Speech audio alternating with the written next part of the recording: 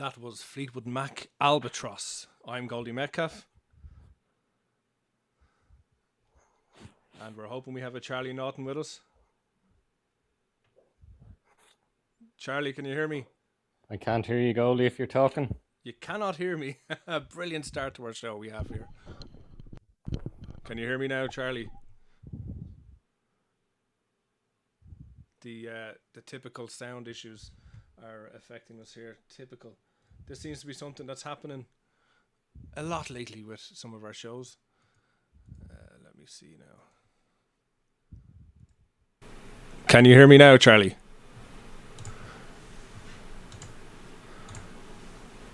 Charlie, can you hear me? Can you hear me? Oh my God, unbelievable. Hello? Charlie, can you hear me? Unbelievable, folks.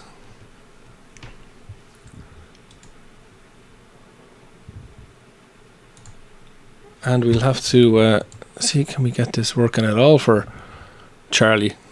Okay, cool. Romo Clan. I can't hear you. Hold on. Can you hear me now, Charlie? I'm trying to work.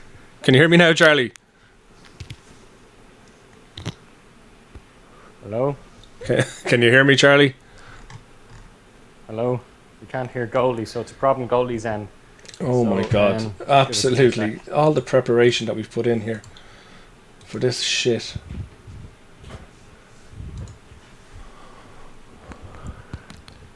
Oh,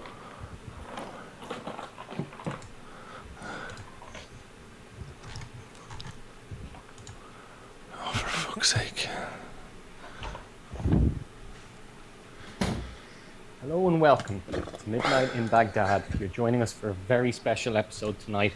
It's the last episode of December 2020, a terrible year. And for all of those of you that are feeling sad and are feeling bitter, especially those of you who have lost loved ones during this year, and those of you that have lost people you didn't love that much, people that have lost, Hello. Neighbours, Can you hear me? friends, dogs, anything due to COVID. We're going to give you a way to sing out the new year. Fuck me. This is unbelievable. They couldn't take the show. Will be joining us shortly, but before he does so, I'd like to make an announcement from the Nelson Mandela Foundation. The Nelson Mandela Foundation is a wonderful charity set up in South Africa 20 years ago. Welcome, Buzz. Delighted you could join the show. It's just myself tonight. Goldie's got some issues with management about, fees and payments and so on, and rights. But he might be joining us later on. The Nelson Mandela Foundation was set up in honour of Nelson Mandela. It's a charity foundation set up in South Africa over 20 years ago. They did fantastic work. They help people all over the world, but especially this year, they intend to focus on Irish people. So as part of the show tonight, we've joined up with the Nelson Mandela Foundation, and we're going to be requesting live donations on air to the foundation. What is he talking about? It looks like we're going to have to restart. Typical Goldie. Because if he's not part of the show, It all has to end. Here we go. For fuck's sake. Right. Why the fuck wouldn't that work now?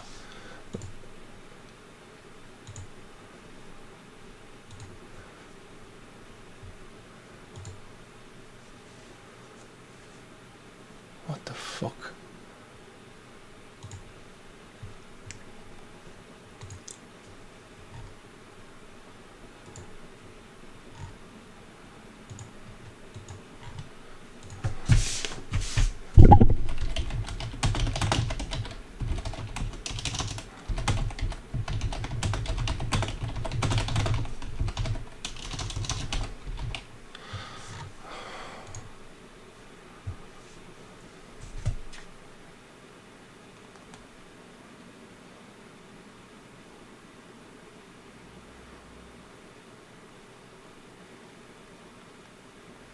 For fuck's sake.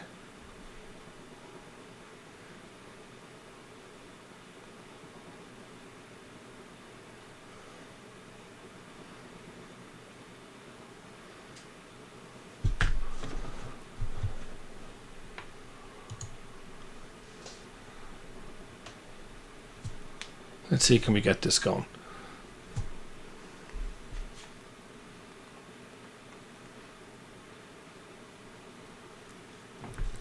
We have Buzz. Buzz, can you hear me?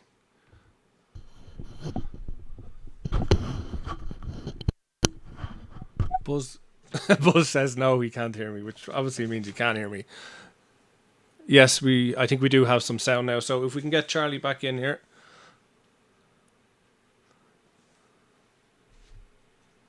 Charlie, we need you to call in.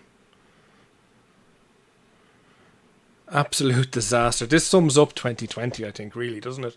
It really just sums up 2020. We've never had such a bad start to a show like this in all of the 46 episodes or 45 episodes to date. Absolutely unbelievable. As Charlie was saying, we're going to support the Nelson Mandela Trust tonight. Ron McClan, can you just confirm that you're getting some sound there for me, please?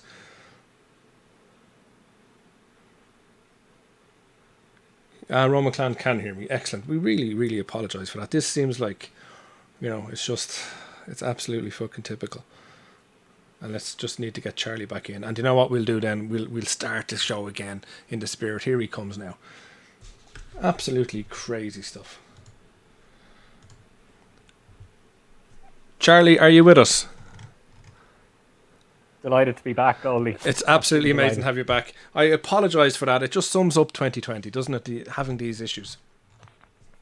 Yeah, I wouldn't quite compare it to COVID. Yeah, but it's up there. It's up there with it. Yeah. Okay, so what we're going to do is we're going to do a hard start again. Okay, so here we go. That was Fleetwood Mac Albatross. I'm Goldie Metcalf. And I'm Charlie Naughton. And this is MIB, Midnight in Baghdad, episode 46. Just in future, can people write Midnight in Baghdad instead of just MIB? Because I'll just say what I'm reading. And it's the final show of 2020. And as we know, it's a year that we're not going to be too worried about getting rid of, I don't think. Tonight on the show, we have some amazing stuff for you. The last couple of months have been very given. We have a trans-species man. We have a vaccine that can possibly turn you into a crocodile. Adolf Hitler gets elected in Africa. Rape under the mistletoe. Who would have thought it? A BBC presenter was suspended for using the term handbags. And Rolf Harris, obviously, in previous years. A sex addict sues Twitch, which is Rolf Harris again. It's another Rolf Harris. And taking off a plane and strip search to see if you are pregnant. It's a jam-packed show that we have for you tonight, but we're going to start off with a show, or with a news item, where a man was banned from his own funeral. Now, we talked about this previously on the show, where a man actually went to his own funeral. But now we've a situation where a guy got banned. Can you talk to me about this situation, Charlie? Do you want to take that one, Goldie? I can. Che Lewis, he was 29, and his 50-year-old father, Adlai Lewis, were shot and killed in their home. This took place, sadly, on the 25th of November. But what was very interesting about the funeral was he turned up in a chair. He wasn't in a coffin at all. And if you're looking at the Twitch page there now, you can see some of the pictures. So he basically turned up to his funeral in a chair. And the church refused to let him in, basically. Some people were going crazy that he wasn't wearing a face mask. It's just absolutely amazing stuff. And what's kind of interesting about it says that every life is unique, therefore every funeral should be unique. And I think that's something we've talked about previously a lot, is kind of funerals and our own deaths. Yeah.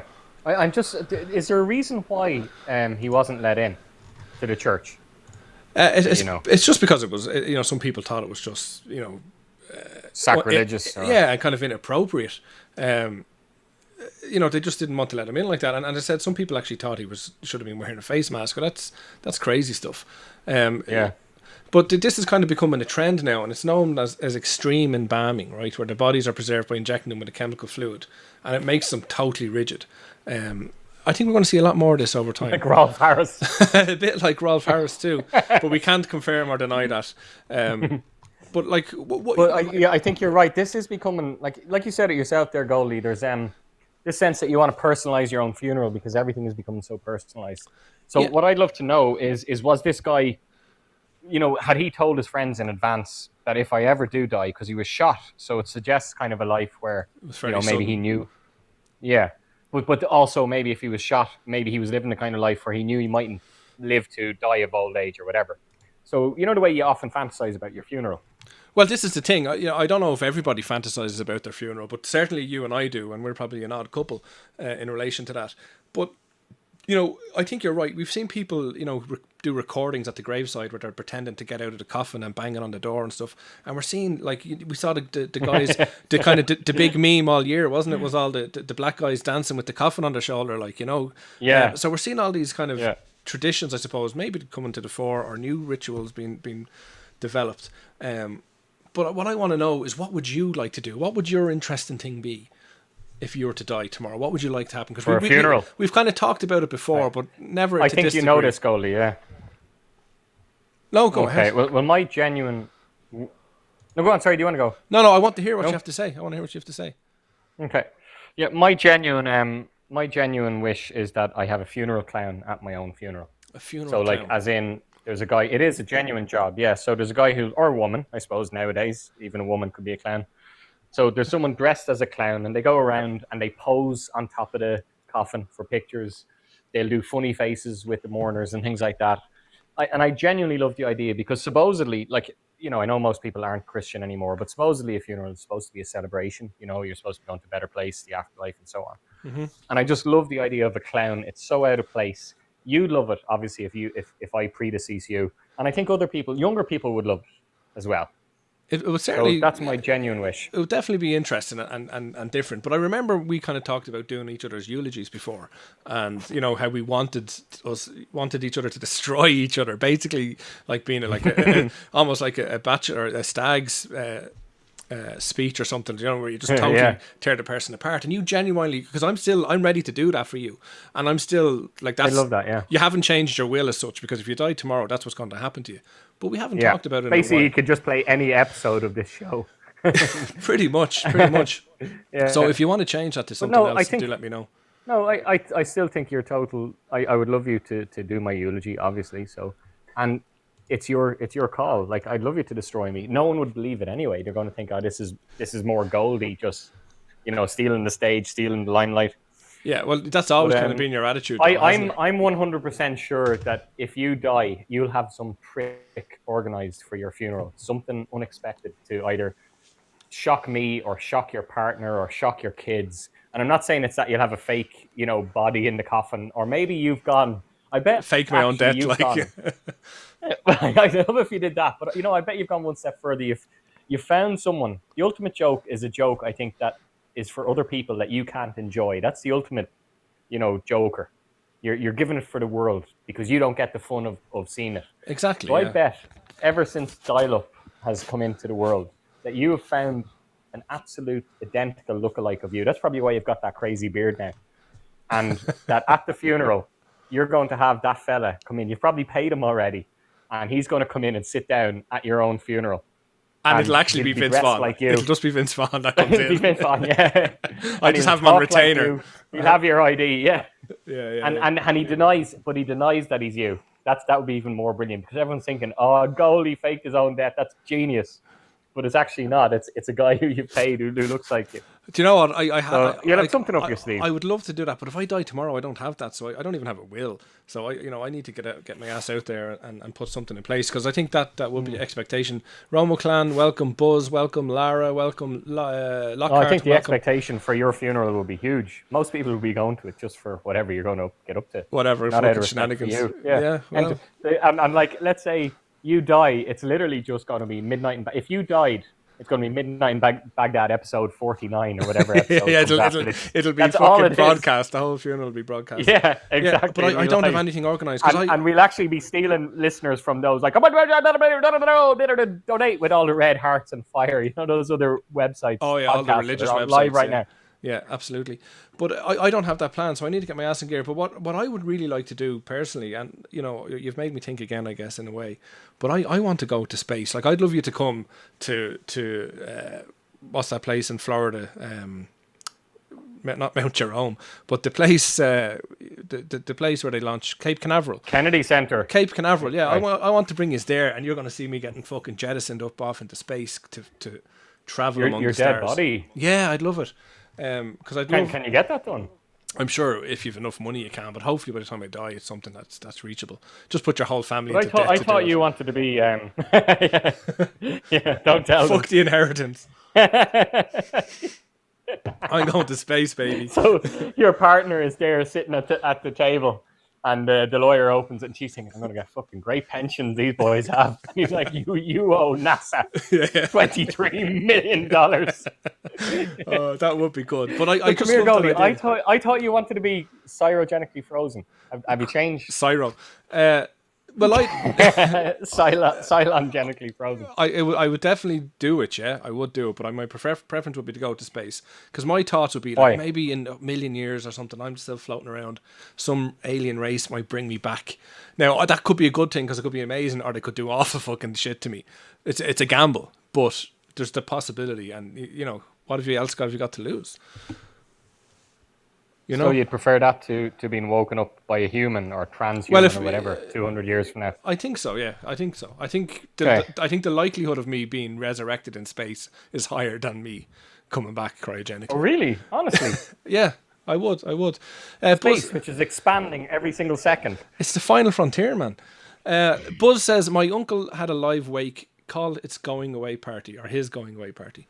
Yeah, it's happening, isn't it? People are celebrating death a lot better, or like in a different type of way, I guess, these days. And it's not a I bad genuinely think what Buzz is talking about is a good idea. Yeah, it's a nice idea because he Buzz's uncle got to be at it then.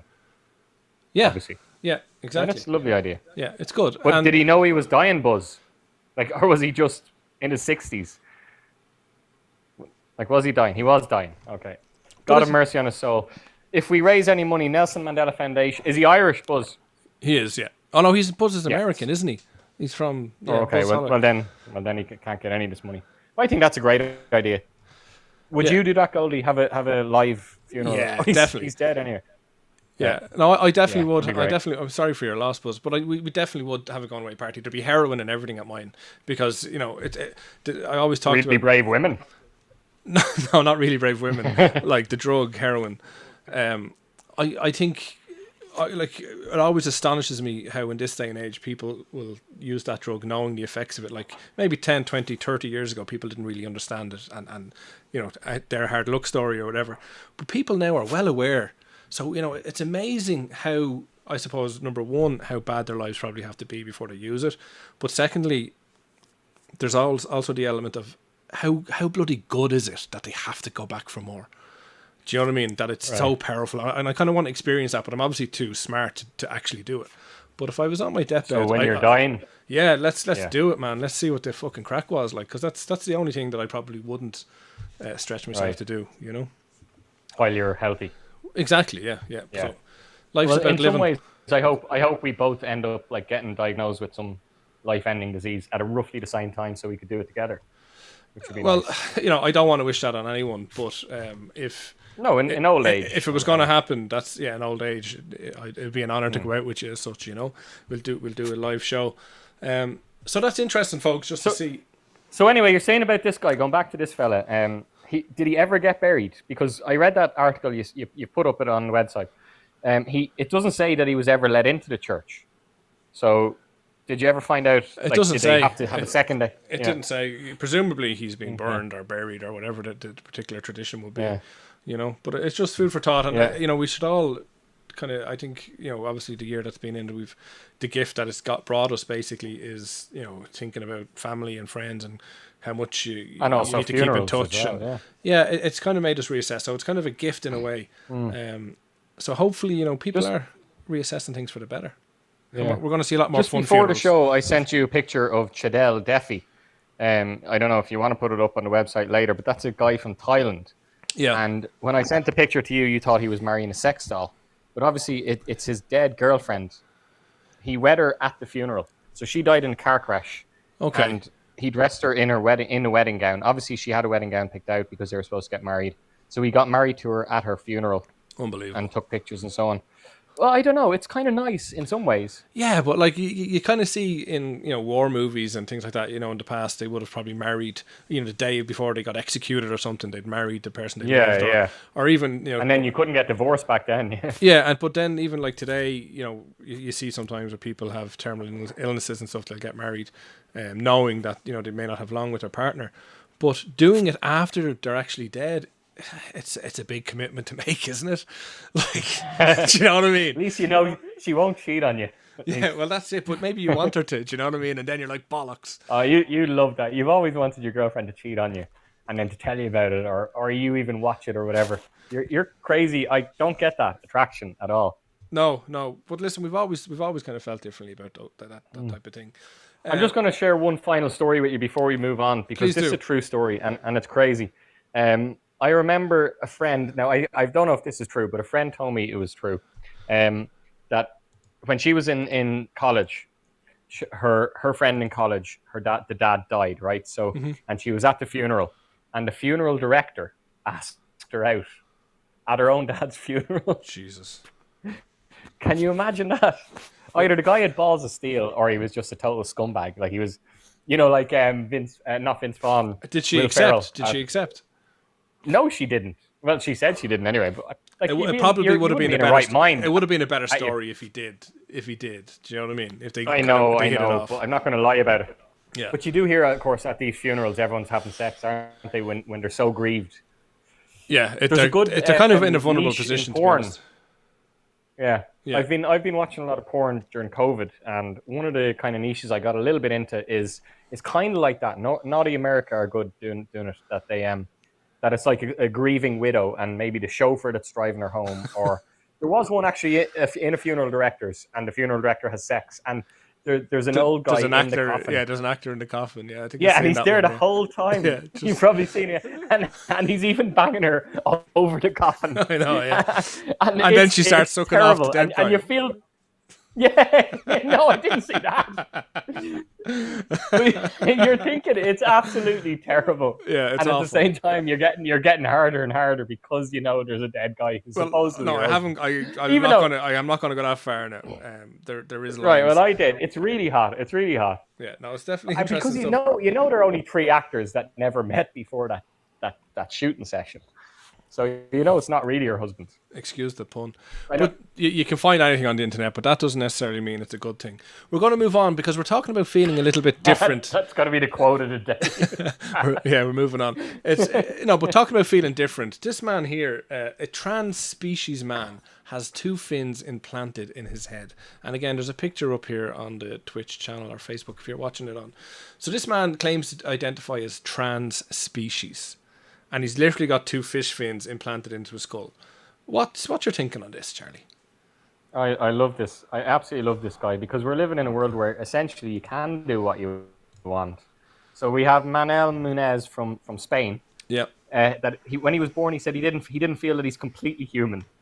So based on what he's done, I kind of agree with him. I don't think he is completely human, to be honest. But he's only 24, so he's got this. This is him for life. Do you know what I mean? It's one thing to do it when you're 74. You know the way like old people might get a crazy tattoo when they're old. Or do heroin, at the age of 24. Yeah. Or do heroin, exactly. So at the age of 24, he had fins, like you said, surgically attached to the side of his head. Yeah, you're kind of breaking up there, Charlie, if you can stay in the same place. He believes in he's a trans species. Come on. I'm not really moving. Can you hear me okay? I can. You kind of broke up there for a second. Yeah, so he's trans species. Can you hear me? I can hear you, yeah. And he considers himself a cyborg as well. But their fins aren't actually useless, are they? They actually do stuff. They provide a benefit. Yeah. Like he can sense ultraviolet light, or he can see ultraviolet light, or... You're completely breaking up on me, Charlie. Blind. Yeah, he's colored. We have Lockhart. I haven't moved. We've Lockhart coming into us. Lockhart, welcome to the show. Can you hear me? Yeah. So he's colorblind. So there was obviously medical reasons for him getting it. Are you for real? Does this guy really identify with a different species? Yeah, he does identify Lockhart as a different species. But and he doesn't a cyborg type thing. But wait, come on, be honest. When you read cyborg, you thought Terminator. No, but if I implanted a freaking If I replace all my limbs with chair legs and I identify it as a chair, is that acceptable to society? Well, Is this acceptable to society? it Is seems this to what we be. want to be as a people?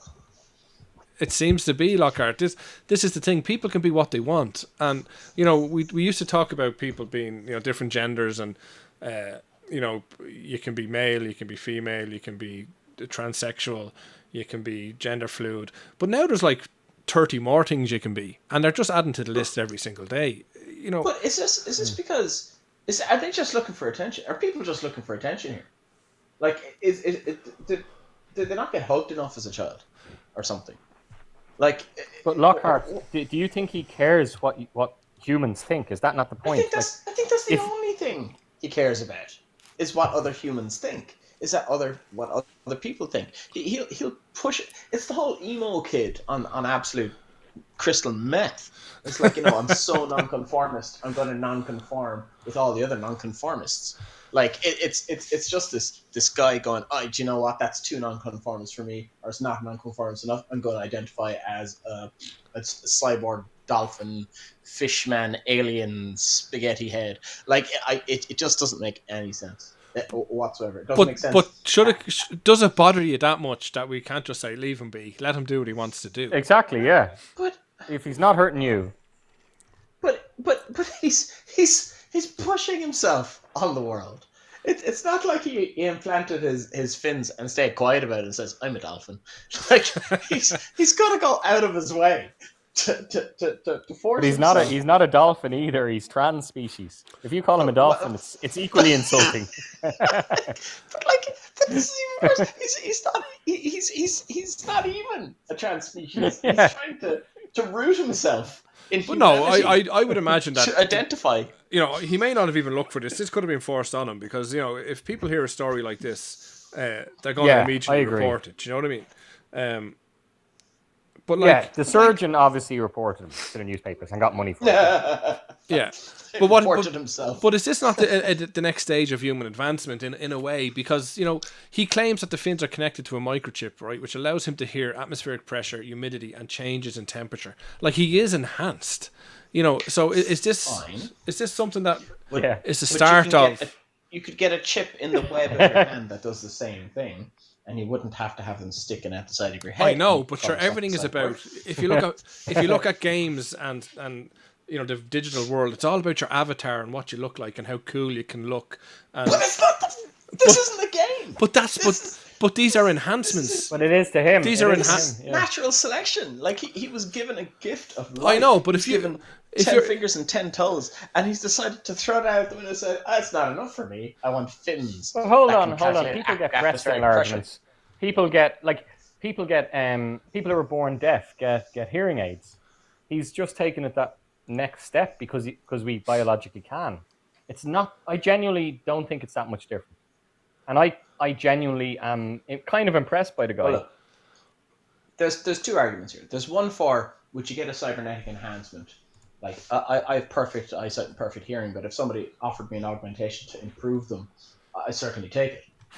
There's that, right? As in, like, a computer go out of my improvement for your way eyes. and try and identify as a cyborg. No. It's ridiculous. Okay, Romo Clan says Lockhart is casting judgment, knowing nothing about the guy really, and I think you're very quick to judge. I think you're right, Romo Clan.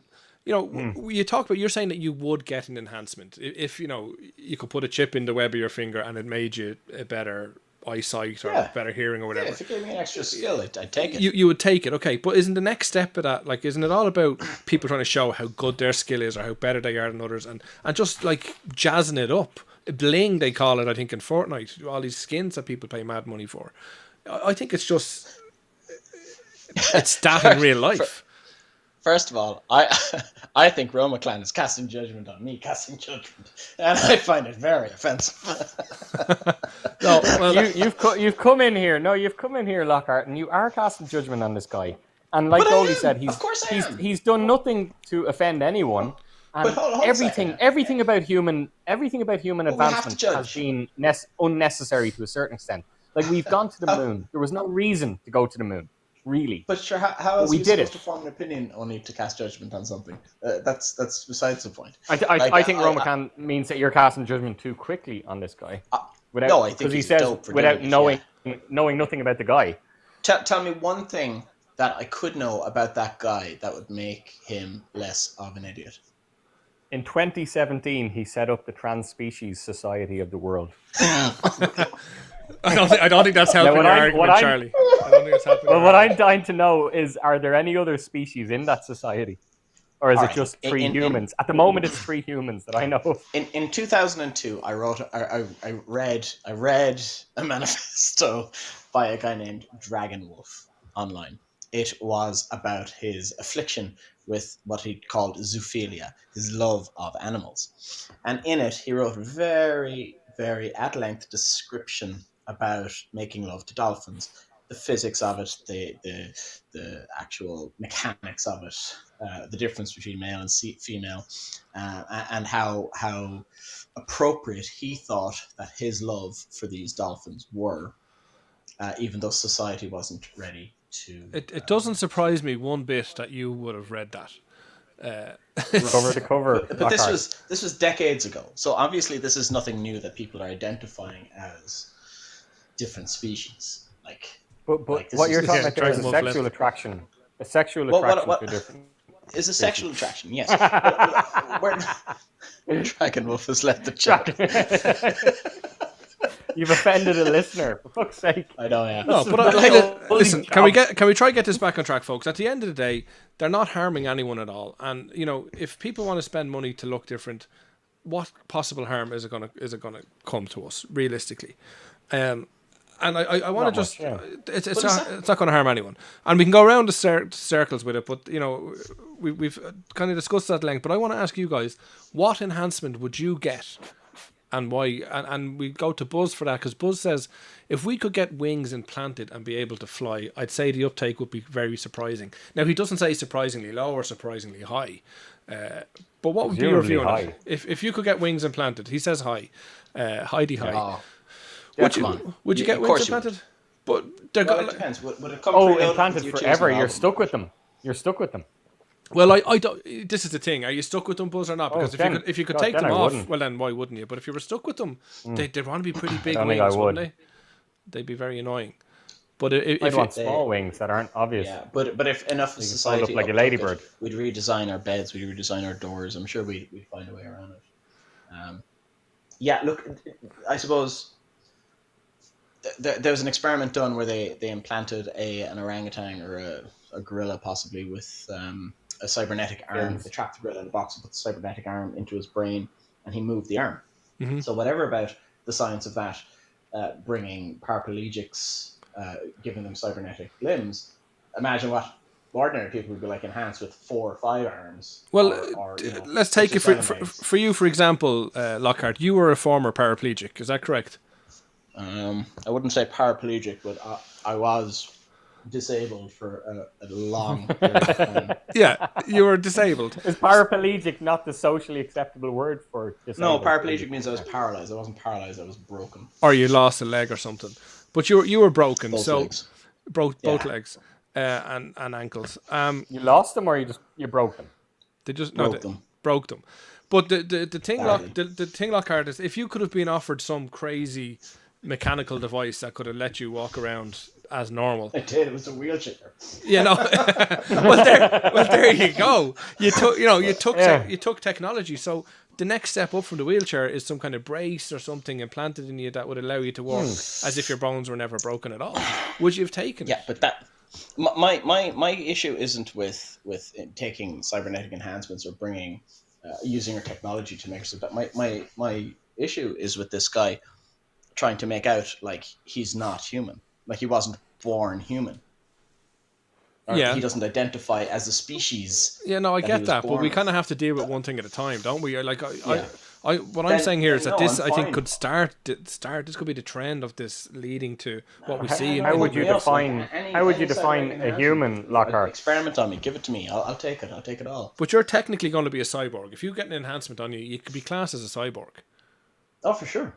Do you I know what I take mean? the NFC chip, no problem, straight away. There you go. And Buzz has his comment is correct there. The only difference is he didn't actually identify as a race car. But if people want to identify as whatever they want to identify as, let them. Do you know what I mean? Like, it's not really going to cause any harm. It's a bit odd. Isn't it though? Isn't it harming us as a society to let people identify not as people? But what's the alternative? Do we shoot them? Like, you know, what how do you prevent it? Because if we don't, it, but give them a talking to it and say straighten them out a bit. Yeah, but like we might have said that about gay people 50 years ago. Do you know what I mean? And we became more enlightened since then. So could we? Point taken on that. Or okay, I'm not saying that in 50 years' time, maybe trans species isn't a thing, and we look back on it going, Jesus, how backward they were back in 2020. Yeah, trans species wasn't a real thing. Okay. All right, point taken on that. We'll accept that. That's brilliant. So moving on to the next segment of the show, and you want to talk to us. Can I say one thing, Goldie, about that? Of course you can. One of the other guys in that trans species society, a fellow called Harbison, is actually, like this might contradict Lockhart's point, he's actually recognised as a cyborg legally. Mm-hmm. In that the UK government didn't initially, he was posing for his passport picture, and this guy Harbison has a kind of, it looks like a claw coming out of his head, and some attachment he's had put into his brain. Okay. He like the first fella, he identifies as a cyborg, and the people weren't accepting that as a passport picture. So he went and he took a case. And he won the case, yeah. But isn't that he won the case? So he's now recognised as a cyborg, which I think is a good thing. But that's the next stage of it, isn't it? Like, people are just going to say, like, it doesn't affect us, so let's allow it. If it doesn't, if it's not hurting anyone. Yeah. No, thanks for the extra little bit of input there. But you kind of bring us always some South American news, don't you? Things that kind of crazy South American politicians do. I'm obsessed with South American because they get away with anything. They sure do. They really do. So, will I tell you about the Brazilian president? Talk to me about him. So the Brazilian president, as we all know, we're all getting the COVID vaccines into the different countries at the moment. Mm-hmm. And the Brazilian president decided he wasn't happy with it. Now, he actually caught COVID himself, but his name is Bolsonaro. And he caught COVID during the summer. He called it a mild flu. But with regards to the COVID-19 vaccine, even though his country is bringing it in, just like in Ireland and Baghdad, it's going to be free to everyone. Yeah. But he doesn't want people to take it in his country because he's afraid that it's going to cause people potentially, as he said himself, to turn into crocodiles. And I think he's being facetious. I hope he is, Goldie. You never know these South Americans. You never do. But he makes a good point. And you said this yourself, is that he thinks that all of these vaccines have been rushed out and they've been given such... The companies that are rushing them out, whether it's Pfizer or whoever, they've been given such freedom to experiment that there's no repercussion. There's going to be no penalties for these companies if the vaccines have a negative effect. And I think that's the point he's trying to make, is that if it turns you into a crocodile, you can't go back to the vaccine company and sue them. He also said that it might give women beards, and that if a man, here's a quote, if a man starts to even in a feminine voice, don't come crying to the drug companies about it. So you can see where he's coming from.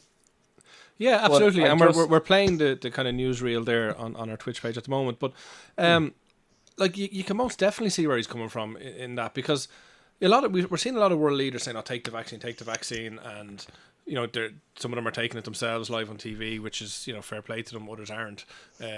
But they really want their population to take it because the economies are just shutting down. It's not sustainable to stay in this economic state forever. And, I think what he's saying is that basically the government's allowed the pharmaceutical companies to essentially, for want of a better word, cut corners, to rush this out.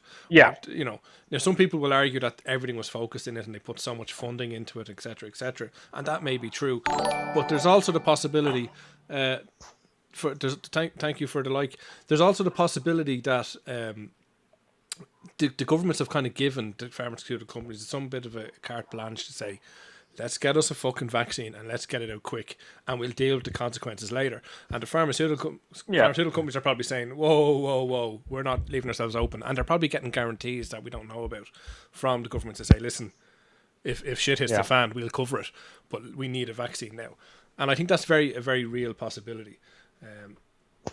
But well, I actually think you're right. We've argued about this, but at the end of the day, if a vaccine's coming in and if it's going to be effective, if you were a world leader, you would have given that company pretty much carte blanche as well. When you've people dying every day, Brazil is one of the worst countries in the world for it. He was one of the guys opening up Brazilian football. Yeah. In March, April, like literally before lockdown was over. They have, as of now, 7.1 million cases in a population of 212 million. They've huge numbers of deaths. And his excuse is, he's quoted as saying, we will all die someday. So if it's not COVID, it'll be something else. So, if he was Donald Trump, this would be world news. Yeah, no, but isn't he after getting the centre stage by coming out with something like that? Can I condone him saying that you might turn into a crocodile? It's obviously not serious. It can't be serious.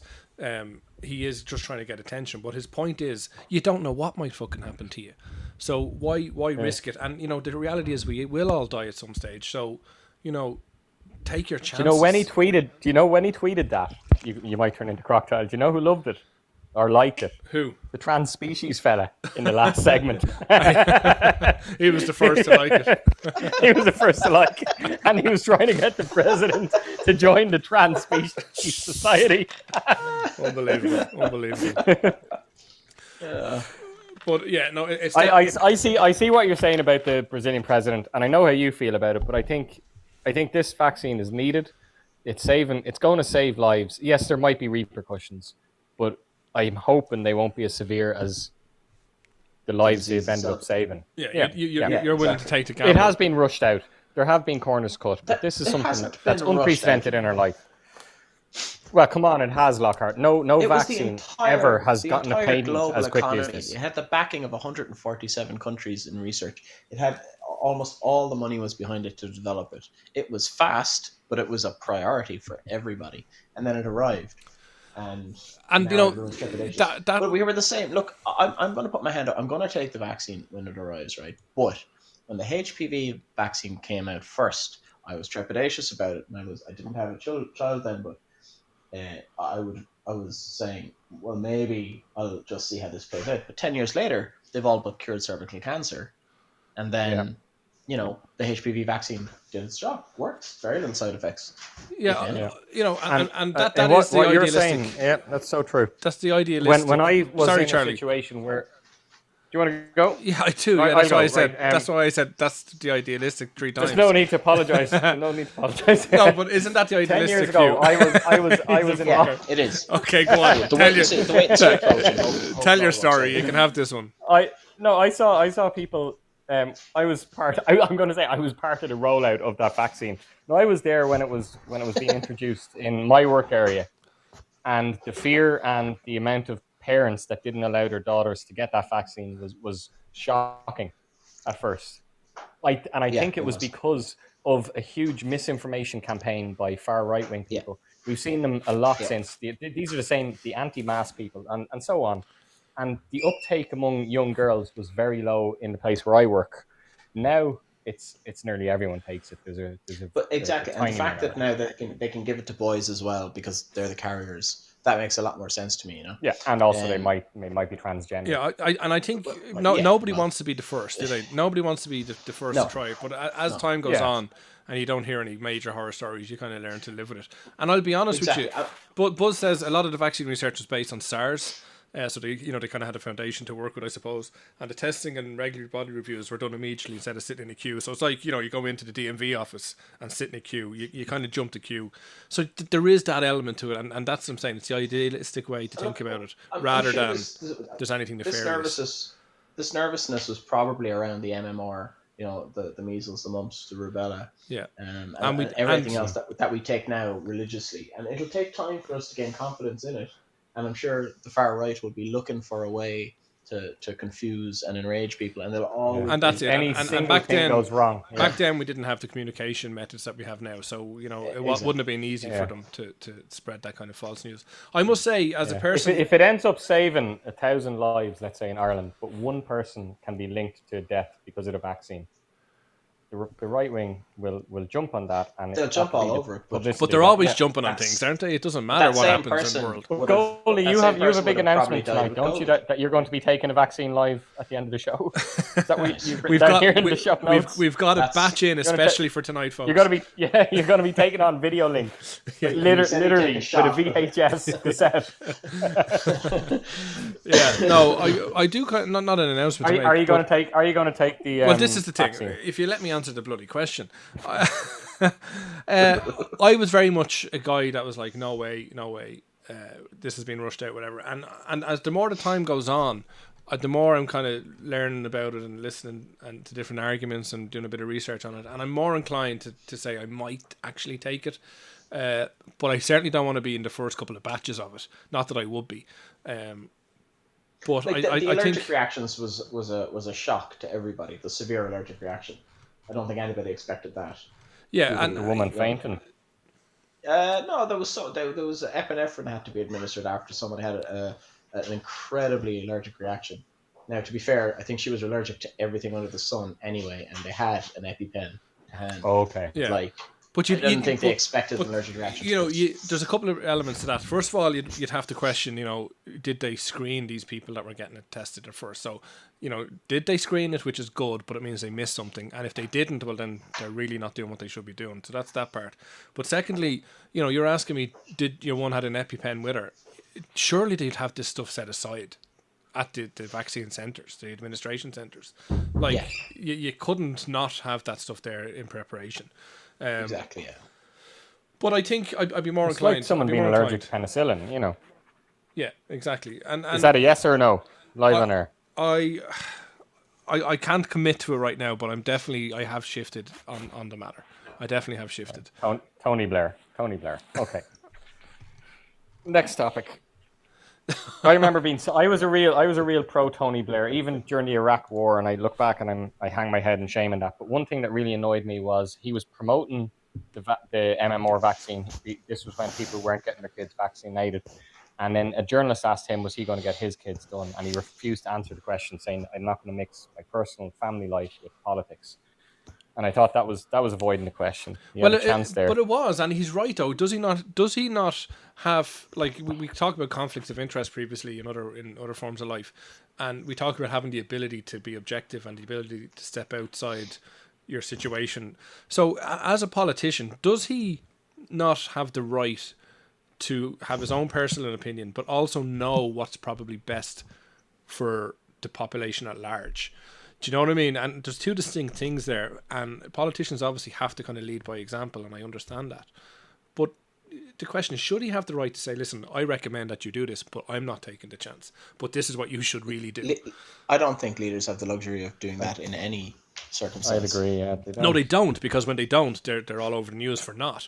But they probably should have the right. Expect the leader to do anything. If the leader does it, the rest will follow. So I guess that the argument is then, if you're going to if you want to be a leader of a country, if you want to be a leader of something, the sacrifice you make is that you do lead by example, and you do for or else he didn't have to weigh into that debate if it was a debate he was ambivalent about. True. If he's saying it's good, you can avoid those topics. But anyway, I know you want to move on. No, just before you do, because you reminded me of the girl that fainted there, and I was kind of thinking when she fainted, they came out. That kind of did worry me a little bit, because I think she a nurse, and she took the vaccine and she fainted on stage. Now, they kind of said afterwards that she always faints, and she the little bit of pain can knock her out. It's a great stuff answer, like that. Isn't it? You're kind of thinking, now come on, seriously, like this is you on stage, literally the world looking at you, the whole civilized world looking at you, and you do not check the medical person's background.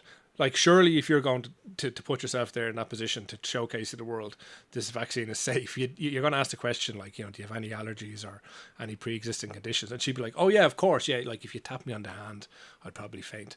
Like, it's a bit far-fetched, isn't it?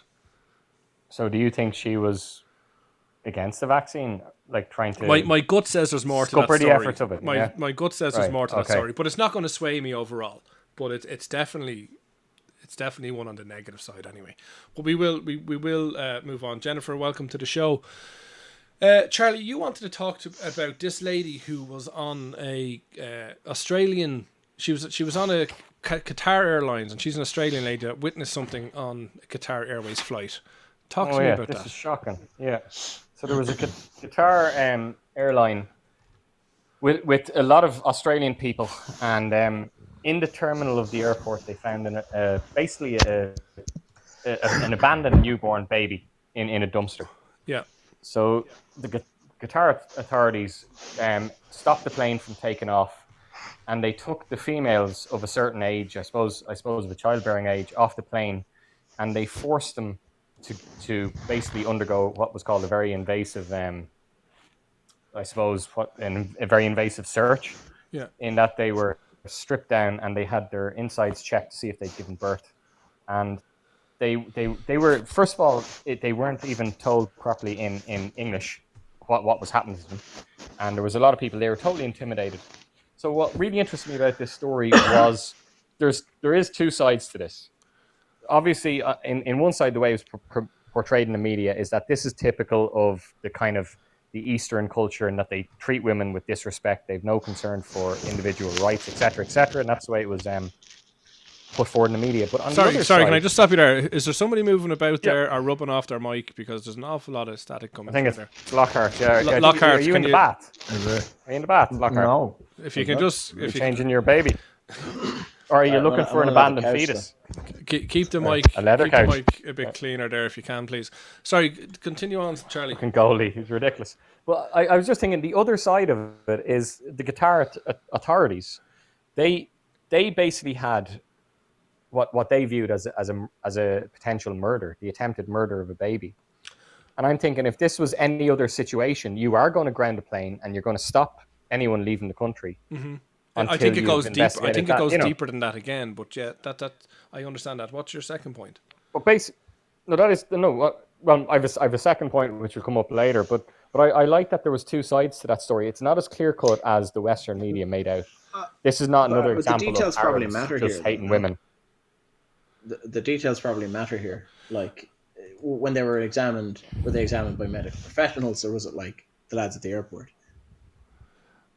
This would have been. suppose- This Well, would I presume it must have been a doctor who would know if a woman is giving birth or not.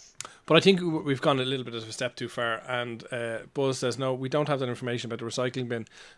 But the thing you have to remember here, Compost. the thing you have to remember here is Qatar, being where it is, has kind of laws that we obviously wouldn't be overly familiar with. And one of their laws is that you can't have a baby out of wedlock.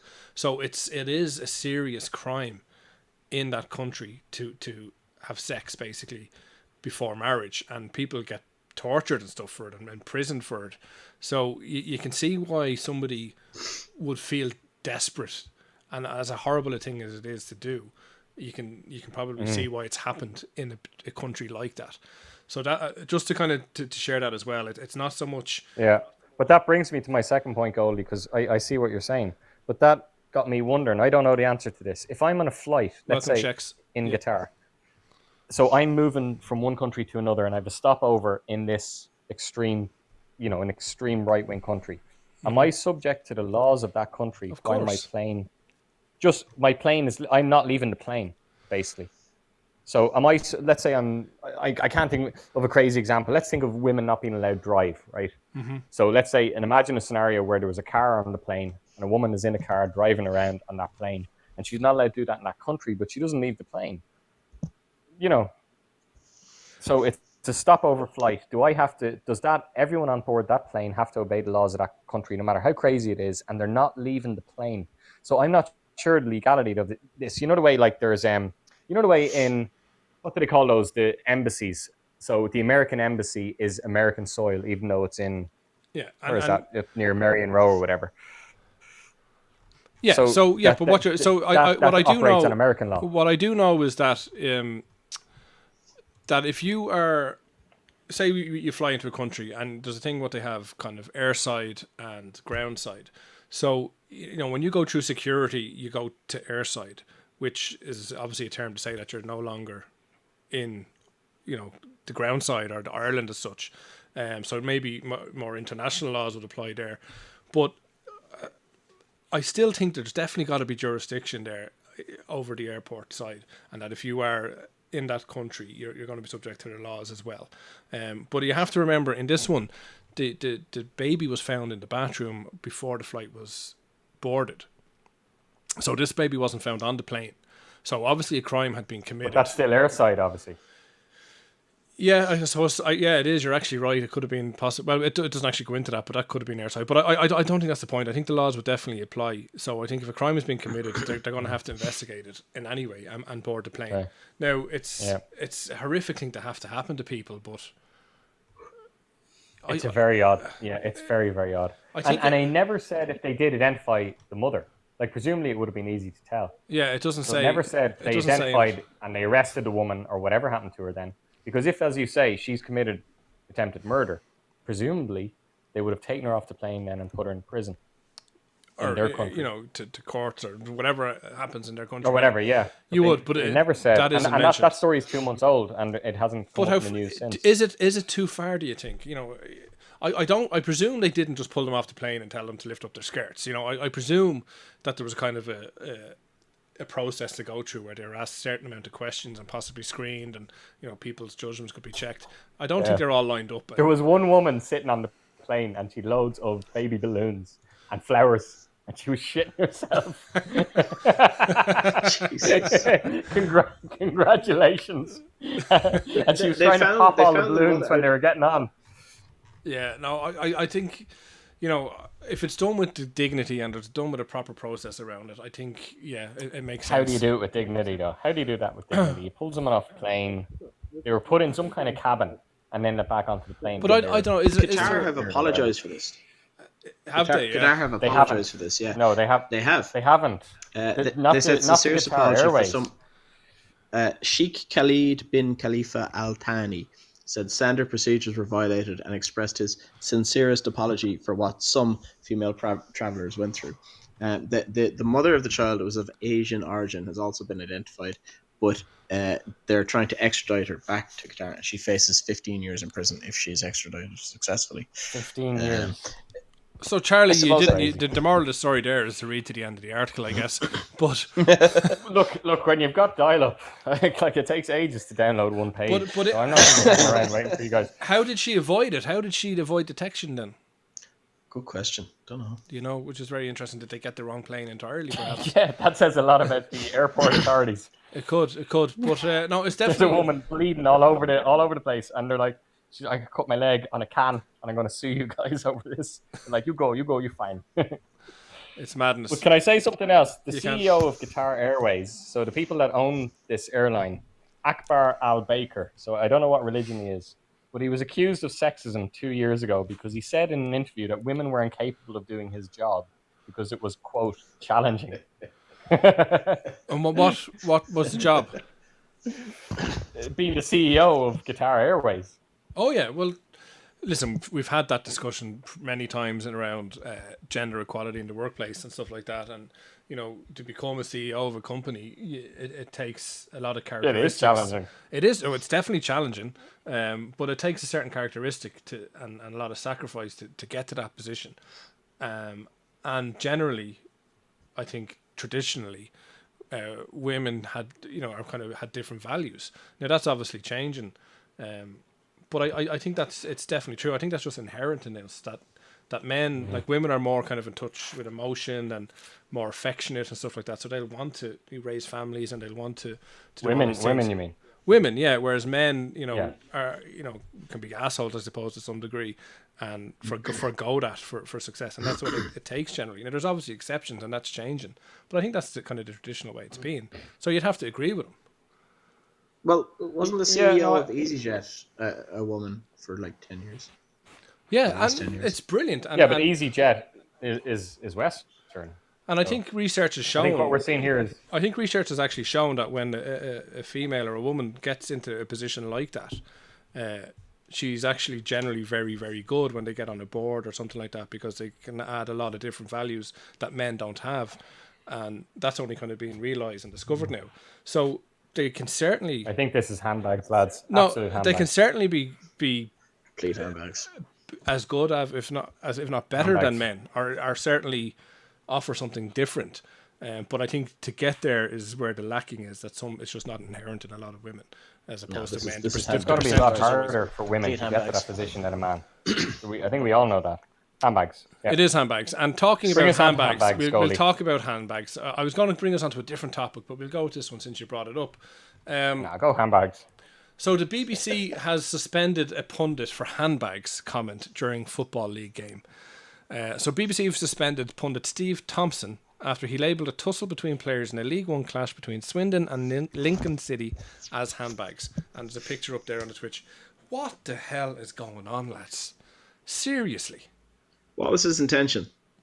Well, if you look up the actual... To be sexist. If you, no, it's not.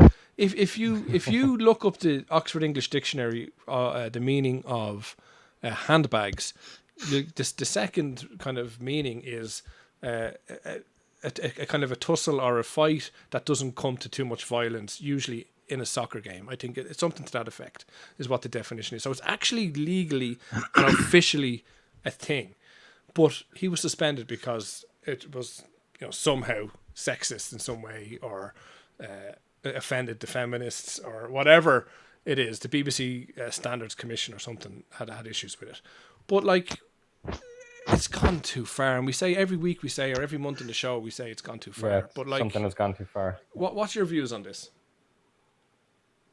Well, I think it's ridiculous that a company called the BBC have a problem with something of the term handbags. They should look at their own name. If you look up the dictionary of BBC, you'll see something quite shocking. Yes, you So will. BBC You will. need to change their name. So I do think, though, not being facetious about it, the word handbags, like it's a no-brainer. It is a sexist comment, even if it's not meant as one. Like no man is going to be seen with a handbag, so it obviously comes from. Well, that's sexist not true time. at all. That's not true at all. Plenty of men have handbags and man bags, and we've seen that since the 90s. Yeah, but it's called a man bag. Joey No- rocked no into man Central called- Park wearing one, or was it Joey or Yeah, Chandler? one of them. and he got slagged for it. He did get slagged for it, yeah. but- and he was trying to say it was a man bag. But then it became a thing, and people started doing it, so it is accepted. It's still a thing. But if he so before I get into him himself now, right? If he had said something like your man was rolling around the ground after hurting his leg or something, right? And if he said he's acting like a right Nancy about it, is that now not allowed as well? Presumably, I know it's a very Yeah, presumably. I'm reading your article here about him, and he was suspended for 3 sexist comments in 20 minutes. The other 2 were the referee's wife is in. I think that was a and dare, though. referred to a player as being a bit of a drama queen. He'd have been wearing a better skirt. Yeah. No, he'd better be wearing a skirt. So it wasn't just that, but it looks like there's a pattern there. That's why he a was lot of sexist suspended. comments. But like, yeah, definitely. yeah. So but it's Look, Perel the- Ron the Atkinson story- was suspended for 1 comment. So this guy is suspended for 3. I think it's fair. but this Remember Ron Atkinson? no, I do. He made a comment about the footballer. Was it Desai? He said he didn't know he was on air. This guy did, but he said he's known in some schools as a fucking lazy thick nigger. So that was 1 comment. He lost his job over it. N-word. So- and we apologise for that. If he loses his job over that, this guy possibly should lose his job equally. But I 3 don't times. agree because it says that he lost it for this comment. It actually in this article doesn't mention those other comments. So I would assume, and it's always dangerous to do that, but that the only complaint was over that one particular remark as handbags. The other 2 obviously weren't initially reported and probably only came up on review.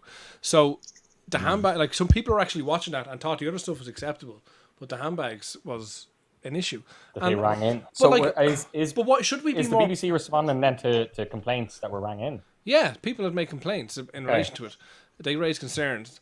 But like, should we take a more proactive approach to this thing and give people a kind of a free pass until we tell them it's not acceptable? Because is this us as a society evolving though? By Yeah, doing but so? Actually, with Is this us? that does, in mind, does it have Goldie- to evolve reactively? Can it not evolve proactively? Like, can we Not not? that we sit down, look at the a list of every phrase ever in English and Well, say acceptable, people- not someone- acceptable, acceptable. somebody has- Lockhart, believe it somebody or has not, to start the BBC did that in September. After this guy was fired or banned in September 2020, they made the BBC commentator. You know the way if someone they have to go to anger management classes or whatever if they have an outburst. Yeah. So the BBC made all their commentators go to a kind of a re-education, an ethics type of thing. Yeah. And they specified phrases that they were no longer allowed to use. Well, on then I television. think he has an even bigger Here's some of the case. phrases. Yeah. Soul down the river. You're not allowed to use that anymore. Nitty gritty. You're not allowed to use. Why can't you use Cakewalk. nitty gritty? What's wrong with Nitty gritty? Mm. Nitty gritty used to be from slavery times when black people were taken off the ships. No. The bits that were left at the bottom of the hold was called nitty gritty. They're shite, basically. The black people. Joking. Well, yeah, nits because the blacks had nits, and gritty was the nickname for the grain that was used to feed them. Was the cheapest, worst grain. Wow. So the bit that was left in the bottom of the ship on the slave ships was called nitty gritty. Wow. So you will not hear that phrase on BBC anymore. And welcomes me. But obviously, now here's the thing though: the commentators would have been using that not in a racist way, obviously. Yeah. So the BBC is like what you're saying, Goldie. They're being proactive about it. They're saying you can't use blackballed, blacklisted, black mark against anyone anymore. You know. Yeah, no, I get that. Now, But I think it's this over gives, the top. But this gives this man more of a case because all he said was handbags, and that he actually got training in relation to what you can say and can't say, and they never told him he couldn't say handbags. So should we be more proactive in the case of, if you say something on air that's kind of generally accepted in society or actually has a definition in the dictionary, which handbags does, then you kind of get a pass, but we will actually introduce that into the list of things you can't say, because. But then is there someone who's going to have to be writing down continually and say this, Yes. you can't say that. Yes, because it's And unfair. Apologies to any cultures listening. Because he didn't intend. There's no way he intended anything in relation to that. He was just like, this man is probably in his 50s or 60s, commentating for donkey's years, and suddenly the whole world is changing. He needs to get training on this stuff. I think it's wrong that people are being suspended for such simple things. I actually do agree with you. He shouldn't have been suspended for it. If there is a pre-existing, but this is an overreaction to keep everyone happy. Yeah, but if there's a pre-existing unacceptable word to use and you use it, well then throw the book at you. And maybe even saying throw the book is wrong for some reason. But do you know what I mean? It could be wrong. Yeah. But you have to, well then you deserve it because you've been warned and told. But when you're using words like handbags, stuff that has no bearing at all, no. Can I ask an honest question? And I apologize in advance if this is offensive. I genuinely don't know. Brilliant! I love when someone apologizes. Well, I'm really sorry about this if it is. But in Irish, we don't call African men or women of African origin. Is that correct? We don't say dove, far dove. Dove, yeah. But we say far gorm because far dove was it was a ghost story or something, wasn't it? It was the devil. Yeah. Oh really? I didn't know that. So is that right? It's now. Yeah. It was on far dove was a devil or a demon. So far dove was a devil, right? But this is the same. So you're saying we should change the Irish language to this as well? No, I'm just Irish was racist way back when. Offensive, despite the fact that it's not necessarily translates as offensive, but is it now offensive? Yeah. But this is the thing. Like back then, there were words that were literally taught up of to be offensive and to be derogatory. But over the years, the meanings kind of get lost. The original source of it kind of gets lost, and then we just use it in everyday speech. So it's very hard to punish somebody that uses something that we've always used. Like, yes, we should definitely evolve how we use our words and change and whatever. Absolutely. But don't punish people for doing it when they didn't have known nothing else. When it's there should in be earnest. There should be. No, Goldie, I disagree. Yeah. Retard used to be an acceptable word. We all know it's not an acceptable word. But we use it now for slow. We still use it for the word slow. We still use it in aircraft, in aviation. No, we don't. They do. In aviation, it's retard is when you have to slow the plane down upon landing. Like, are you sure of that? 100%. You might have been misinterpreting that for years. Wait, sorry, maybe somebody got into Is there the not cockpit. such a thing as a retardation anymore? There is, of course, there is. It's just you can't use it in certain contexts. So I think there needs to be a universal charter drawn up, and that's added to on a weekly basis, if necessary, to things that's just not acceptable anymore. Somebody needs to take a proactive approach to this. That sounds like a waste of money, though.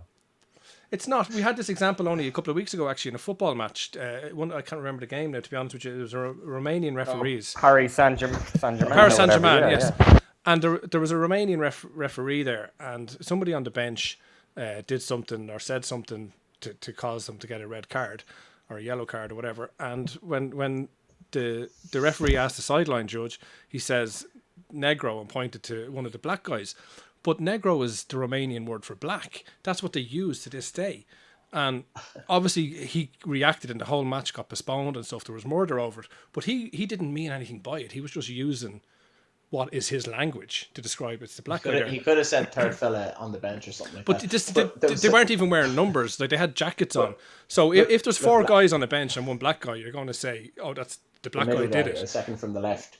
But like I was watching Britain's Got Talent or something the other night with my mother-in-law, and there was the Star Ross Blackley and his son were out dancing, right? And then it was an old one you were watching. It was like the best of the winners. It was like the winners of the last 14. Okay. Came back on for. I got you. And then Ashley Banjo and David Williams joined them on stage, and me and my wife goes, "Oh my God, it's Ashley Banjo!" That's because he's a professional dancer. And my mother-in-law goes, "Which one?" And I said, "The black one." My wife turned to me and goes, "Could you not have said the guy on the left? There's only two of them, and the other guy is David Williams." And I was like, "You're actually right. It was just quicker for me." Yeah, so I don't think you did anything wrong, but that's a descriptive term. I clearly did. I clearly did. No, I don't think you the guy did. On the left. You could have said, and is there? If the guy had red hair and you said the redhead, you wouldn't have done anything wrong. No, I still should have said the guy on the left. The fluid gender, cisgender on the left. I don't know. There is definitely a better way to say things, but just because there's a better way to say something doesn't mean the other way of saying it is wrong. And it's a descriptive term. And likewise, if there was, four black guys and one white guy on the bench, I think it would be okay to say, "Oh, it was the white guy that did it." It's the easiest descriptive way to describe. It's never. If there was four black guys and one white guy on the bench, it was definitely not going to be the white guy that did it. Well, no, whatever obviously we'll take that as a joke. But yeah, like let's be honest. I think it's wrong. I think it's gone mad. And talking about other, I agree actually, but I do think the Romanian official should have had a bit more common sense. Potentially. But regardless, what he didn't do was wrong. The word black is acceptable in English, but I'm not going to go and identify someone as that black person. But there's nothing wrong with the word black per se. He should have shown a bit in more Scrubs sensitivity. Was Scrubs out 10 years ago? Probably, more? Yeah. Maybe a little bit more. Yeah. Where they're like they call each other Vanilla Bear and Brown Bear the whole time, and then one of the guys, an old patient, says something like, "What do I call you now? Do I call you African or what?" And Turk comes out and goes, "Actually, most of us are just okay with being called black now, sir." And it was a real sign of the times when I remember that episode. Yeah, but I don't think it was the actual word he used in a sense. In a sense, it was the sounding of the word. Do you know what I mean? If the Romanian for black was any other word, it wouldn't be an issue. Right. But because it sounds, do you know what I mean? Does that make sense? He thought he called him. It's completely misinterpreted. So to an English language audience, it sounded racist. Yeah, and I think Lockhart, have you listened to the podcast with Turk and JD? No, Is it good? It's brilliant. It's really good. Yeah, send me back to it. Because that's good. But see, maybe this is the thing. It did, but Turk is the one who calls JD Vanilla Bear, so that's okay because they're friends. But can you imagine if someone who doesn't know, or let's say someone who doesn't know Turk, calls him by I remember a very racist. I remember a very cute scene from a movie. I don't know what the movie is. Steel Magnolias or Fried Green Tomatoes or one of them films. I can't quite remember the name of it, but it was set back in kind of was it the 40s or 50s or whatever, when the black people would have been made and things like that. And there was a little black girl and a little white girl, probably 5 or 6 years of age, and they're on a swing.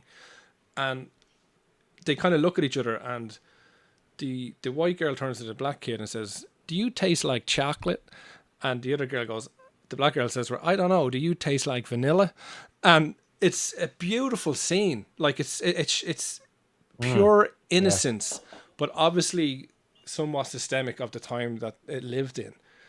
Do you know what I mean? They lick each other. Yeah. No, I don't. I maybe they did. I can't remember. I'll have to look into it. But it was. I always remember that scene standing out, and it was a great scene. Ruined it.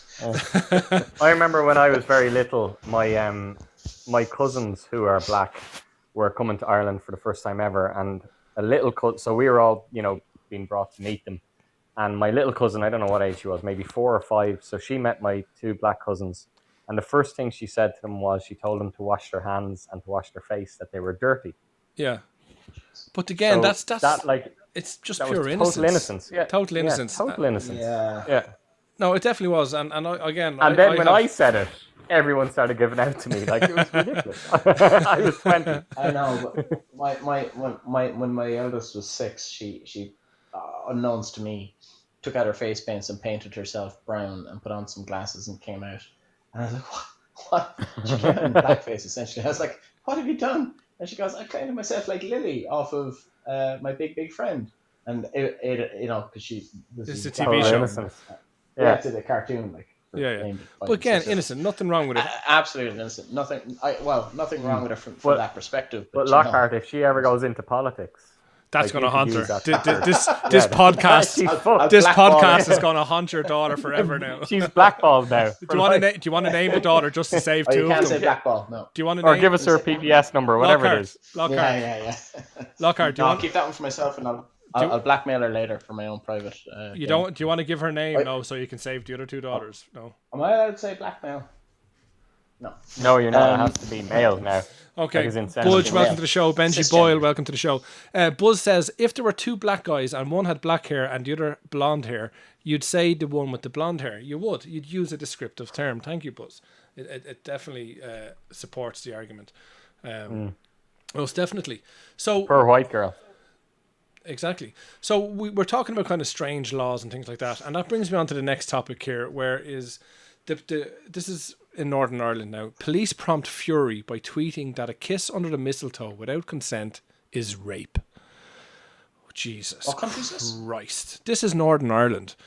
So a police force has been ridiculed for warning people to get consent before they bump into that special someone under the mistletoe, or else they could be committing rape. I thought this was a joke. Yeah. So did I. This is like insane. So you literally who authorized that tweet? It's absolutely nonsense. Take the mistletoe out of it. If you kiss a stranger on the street, is that rape? Well, no, it's certainly not. It's certainly not. No, I think sexual assault. It would be, yeah. But I think this is them trying to sensationalize it, which is wrong. But even what it seems to think here is that if you even attempt to do it, you're an attempted raper. Do you know what I mean? Like, some of the tweets in reply was, "It's absurd. Since when did a kiss under the mistletoe turn into rape? For fuck's sake, get a grip and start being thief takers again, not half-arsed SJWs." Don't know what that means. SJWs. SJW, what's that? I don't know. Are people having sex under the mistletoe now? What a bizarre statement. Mistletoe, the next thing to be banned. Bumping into someone under the mistletoe. Whoever put in that tweet is making a good point, because it's like what Lockhart said. A kiss is not going to be rape anyway. No. So where are the PSNI getting social off justice on sending this tweet out? It's crazy. Well, I guess they have the people here at Midnight in Baghdad talking about it, don't they? Social justice warriors. It's the whole issue of thank consent. you very much. Yeah. Social justice warrior. Yeah. And that's what they are, social justice warriors.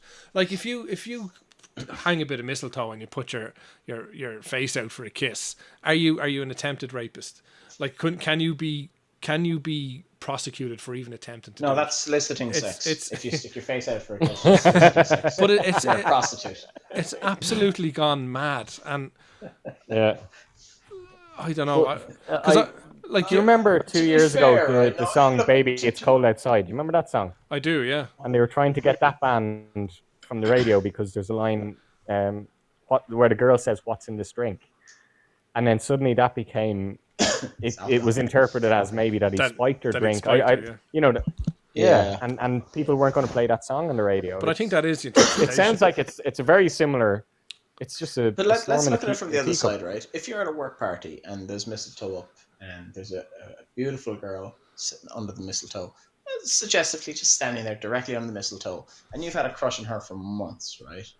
And you say, "This is my chance. This is it now. I've been chatting her up, I've been flirting with her in the coffee house, and we're doing all sorts of putting in all the time, right? We're both single, we're both in our 20s. I'm gonna go for it. And it's Christmas. We're both kind of, Christmas party drinks, Christmas party kisses." I went up and gave her a kiss. And I think in today's culture, you have to ask, is it all right if I kiss you? Yeah, Because you they nearly do all have to this get consent written stuff when you consent. go to college, right? But Would you not wait until she's getting the bus home and then?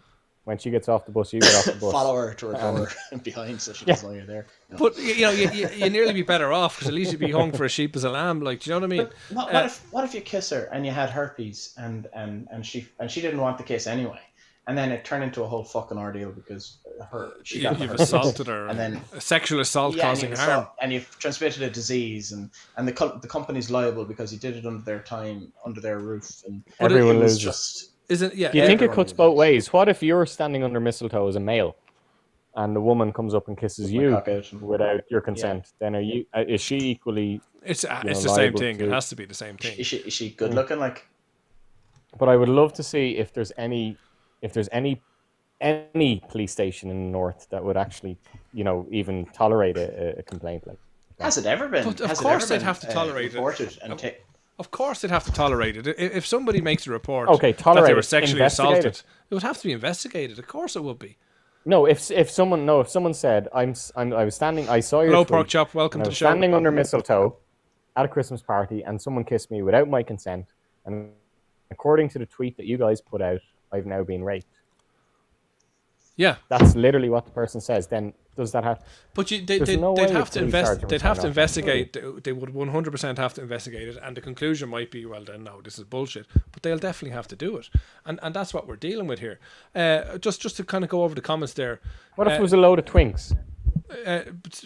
Relax with your mic there, Lockhart. Benji Boyle says, do they still hang mistletoes? I haven't seen any this year, but we haven't been out. Buzz, the whole song is her saying, no, it's cold outside, it's very rapey. It kind of is. She's singing the whole time.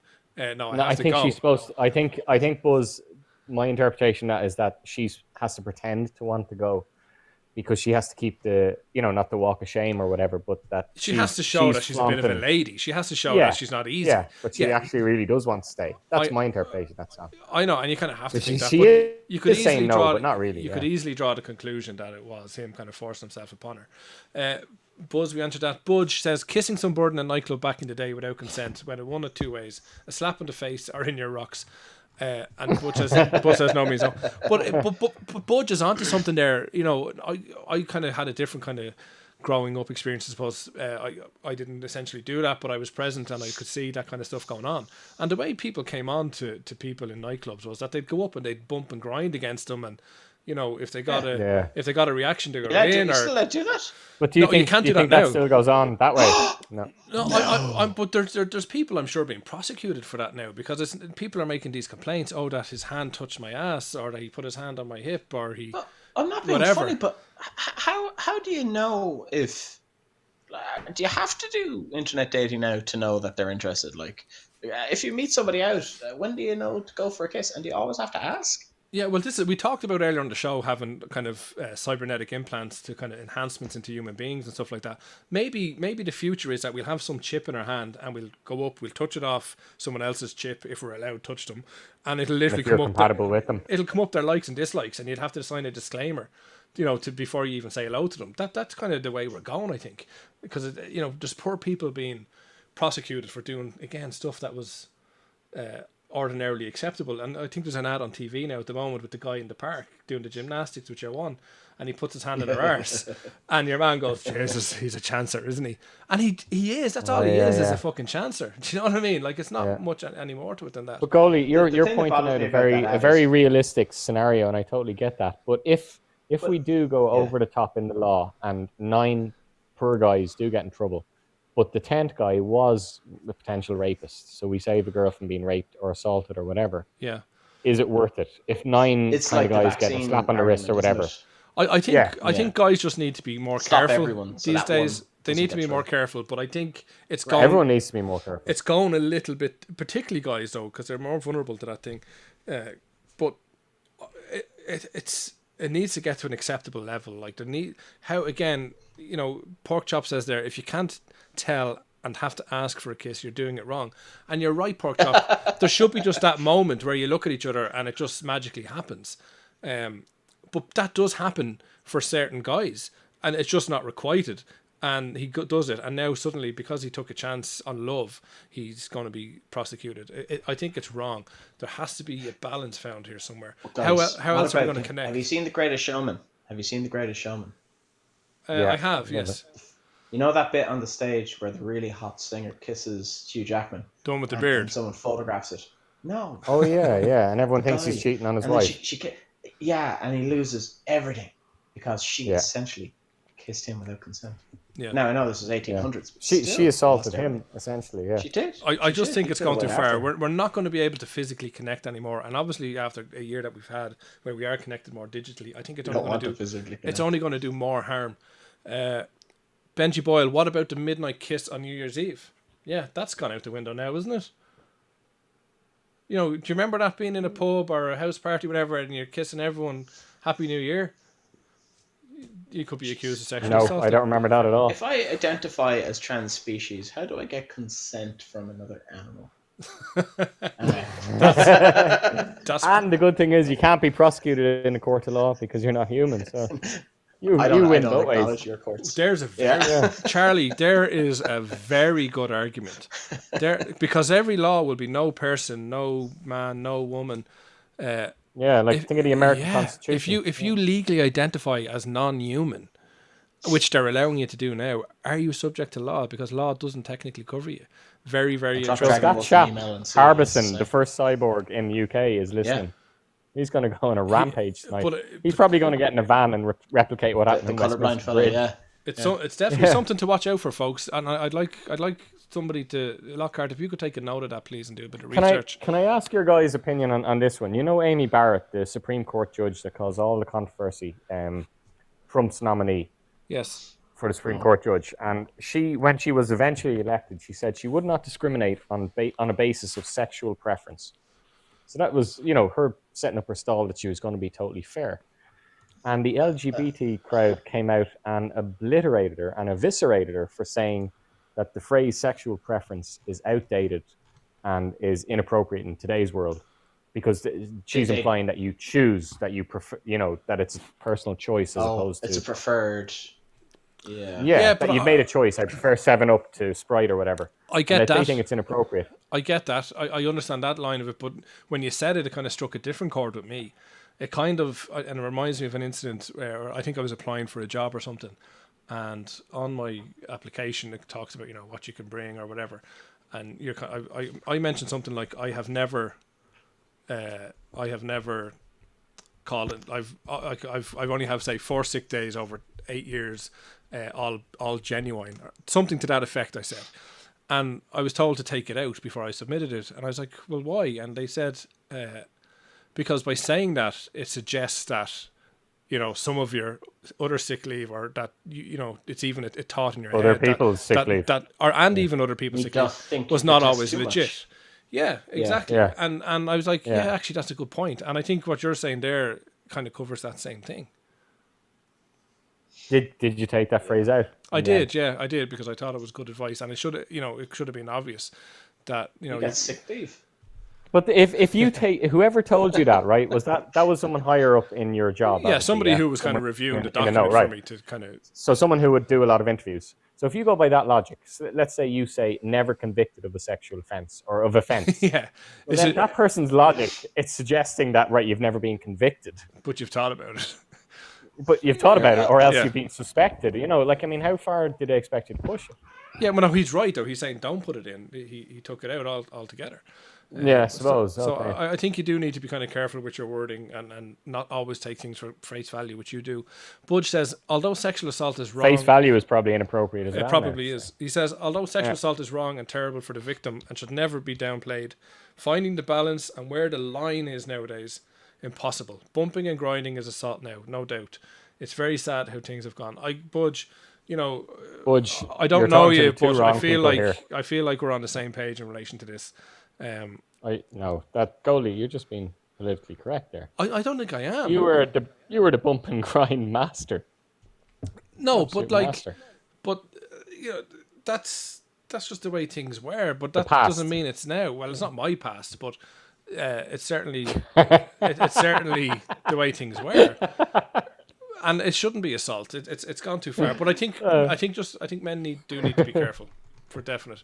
Porkchop says, I cannot stand the whole nonsense of gender fluidity or binary bullshit. It's absolutely a biological division. You have a vag, you're female. You have a penis, you're male. End of story. Question of your gender is a mental illness, plain and simple. Wow, pork chop. Pork chop. No offense, but you belong to a previous era there. It's You and J.K. Rowling. Come on. J.K. Rowling. It's definitely it's a tough statement, but I feel where you're coming from. Absolutely, I do, because we talk about you being from a generation where that was the way things were. I'm at the tail end of that, and I do obviously have some of those thoughts and I agree with you. But at the same time, I have to realize that we can't say that anymore. It's just not right. Yeah. We have to Personal. while you might have personal feelings about things, you have to kind of accept things too. And I think that's the way we've gone in relation to it. We've lost Lockhart. And talking about kind of new, we're kind of having he's back there. We're kind of having a very sexual show tonight. In some I'll leave him. Can you block him? Block him. We lost you there, Lockhart. Sorry, yeah, I was checking my static electricity. And Pork Chop Really? says, Pork Chop has replied Is to that true if you rub a balloon on your head? Have you ever tried that, and does it work? It does work, yeah. It's never worked for me. Really? It's really annoyed me. I've tried doing it for my 2 kids. You might be because they think I used to be a magician before I my current job. They genuinely do, because I said it randomly in passing comment years ago. And anytime they see Paul Daniels on stage or whatever, they're like, "Oh, you used to do that, didn't you?" And I was like, "Oh wait, did I have scantily clad women with scantily clad schoolgirls?" But, I could never ever do the balloon thing, and I've tried it a million times. That's mad. Maybe you're just polarized in a different way. Some people. Maybe you're not human. Maybe you're not human. Trans-binary, post-human. There you go. Pork Chop says, he says, "Who says you can't say that? Since when can we not say the truth?" Totally did. Just there. Pork Chop. It's not the truth, Pork Chop. That's the problem. Yeah, the truth is changing. Unfortunately, the truth is changing, and that's the reality. It's. I think the way you put it, Goldie, was quite acceptable, because you're saying you kind of agree with this guy, Pork Chop. I do agree with Pork Chop. I can fully empathize. Yeah, you do think gender fluidity is wrong deep down, but you recognise that you can't really get away with saying that now, and you have to respect someone who is gender fluid. But deep down, it doesn't really cut with you. If somebody wants to identify as a toaster, just let them. They're not bothering me. Leave them off. Yeah. But there's another part of me that says, I fully accept that a man can be born in a woman's body, a woman can be born in a man's body, and things like that. That because at the end of the day, we all start with more female chromosomes, I believe. You're making the point that it is a man's body or a woman's body. Well, no, I haven't got that far yet, but I think genetically speaking, we all start as female. I think we all start as female. You're right, Jay. And then we change to either male or we stay as we are. So it's most definitely feasible that something in that process can go wrong, I suppose is the only word I can use, or to an anomaly, to be more polite, maybe, happen. So it's possible that somebody's born more of a female than they are a man, and they've every right to change it. What I don't buy is the gender fluidity, where you can wake up one day to be a man and the next day you feel more like a woman, and then as an hour goes by you could change. You can move back and forward. I find it hard to buy that a little bit, but I think there definitely needs to be more acceptance. Science doesn't change, he says. Chuck and Billy is not your cup of tea. He says, "What's up?" Not much is up, bud. We're just talking about world news. Buzz says the truth is only changing. Let him specify. We're talking about gender fluidity from Baghdad. We're getting there. Truth is only changing because the people who want to identify as a crocodile have a louder voice these days. Buzz says. Pork Chop says, "What bothers me about it is that in your face you have to deal with the crap." Yeah, I get it. It's in your face these days. And Chuck and Billy ask what the show's about. This show is just us looking at kind of strange and unusual world news and kind of having a little chat about it, and sometimes in a satirical or comedy way. Chuck and Billy's. Please don't get offended. It's all meant in good taste. But yeah, I think the world is definitely changing, and Pork Chop, I agree with you. It's a bit crazy, but we just got it. We do have to deal with it, unfortunately. There's no point in you're only. Wait, how's Pork Chop allowed? How's Pork Chop allowed? Fuck, hate this shit. And me having a problem with the fucking gender species. But you see, this is the point. No, this is the point. I think everyone, even someone like Pork Chop, is entitled to the fact that he doesn't respect someone's gender fluidity. Because if we have to be totally accepting of every viewpoint, we have to accept a racist or a sexist or someone I'm not saying that we're accepting every viewpoint. Going to be. I'm not saying that. We have to accept it. We don't have to like it. I think we do need to accept it, because not everyone has to accept But I don't think pork chop is getting any Two of the special. best words in the English language. He's not getting any special treatment here. Do you know what I mean? He said something that I can empathize with, but I also accept that it has to change. And I'd agree with you, yeah. Look, Chuck Chuck and is saying Billy's- here, how much Chuck and Billy says we're a comedy show respect as well. would you have when that... Top three.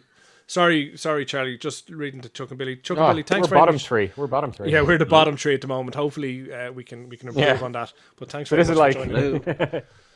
joining. So, pork chop, how much respect would you have when the gender fluid person with a penis walks into the woman's bathroom while your Look daughter at what is in pulls there? out. What if some prick identifies as a 14-year-old and starts asking your daughter for pictures? Yeah, I suppose Yeah. there's a limit to what we can accept, isn't there, in society? You'd totally change your opinion then, wouldn't you? Yeah, absolutely definitely would. You would, you know. Yeah. Yeah, you're right. There has to be a limit. There has to be basic protections for children. So I think if people want to identify as a 14-year-old, let them, but they still have to obey the laws of the land. Yeah, it's If an adult identifies as a 14-year-old, he's not breaking the then law. are they? Yeah, Yeah, I and are they think, then subject to the law? Will they be tried as a minor? yeah, and I think that has to If be. they identify as There has to be provisos or provisos or whatever how you pronounce the word. There has to be conditions there. pronounce it whatever way you want. Just Yeah, don't- but there has to be Try to pronounce conditions. it right. There definitely has to be conditions there that if you identify as 14, that's fine. But if you engage with sex with another child or whatever like that, you're still treated as an adult, or I don't know the exact wording of it. But if you're talking to me, there has to be Goldie, conditions. just stop saying you. Similarly, if you identify as a dolphin, you can't have sex with dolphins. Just because you identify with one, it's still illegal. It is. Chuck Is says that illegal? we won't Still? get offended. That's good to You hear. can't molest animals. Yeah, it's called bestiality. Buzz says you can't pick and choose. But who says we can't pick and choose? Do you know what I mean? We can pick and choose, and that's what it's about, isn't it? It's about us rewriting how society acts and what's acceptable and what's not acceptable. So you're saying that we can't pick and choose. I think you're wrong. We can. We can accept certain things for a certain time, and there has to be some charter or something drawn up so people, everyone knows where they stand. I think the minute you draw up a charter, though, it becomes outdated, doesn't it? Like, I think it the needs to be. There thing needs is to be. so changing. It needs to change. No, it needs to be updated. But we'll move on to our next segment, which is not too far off the mark, to be honest with you.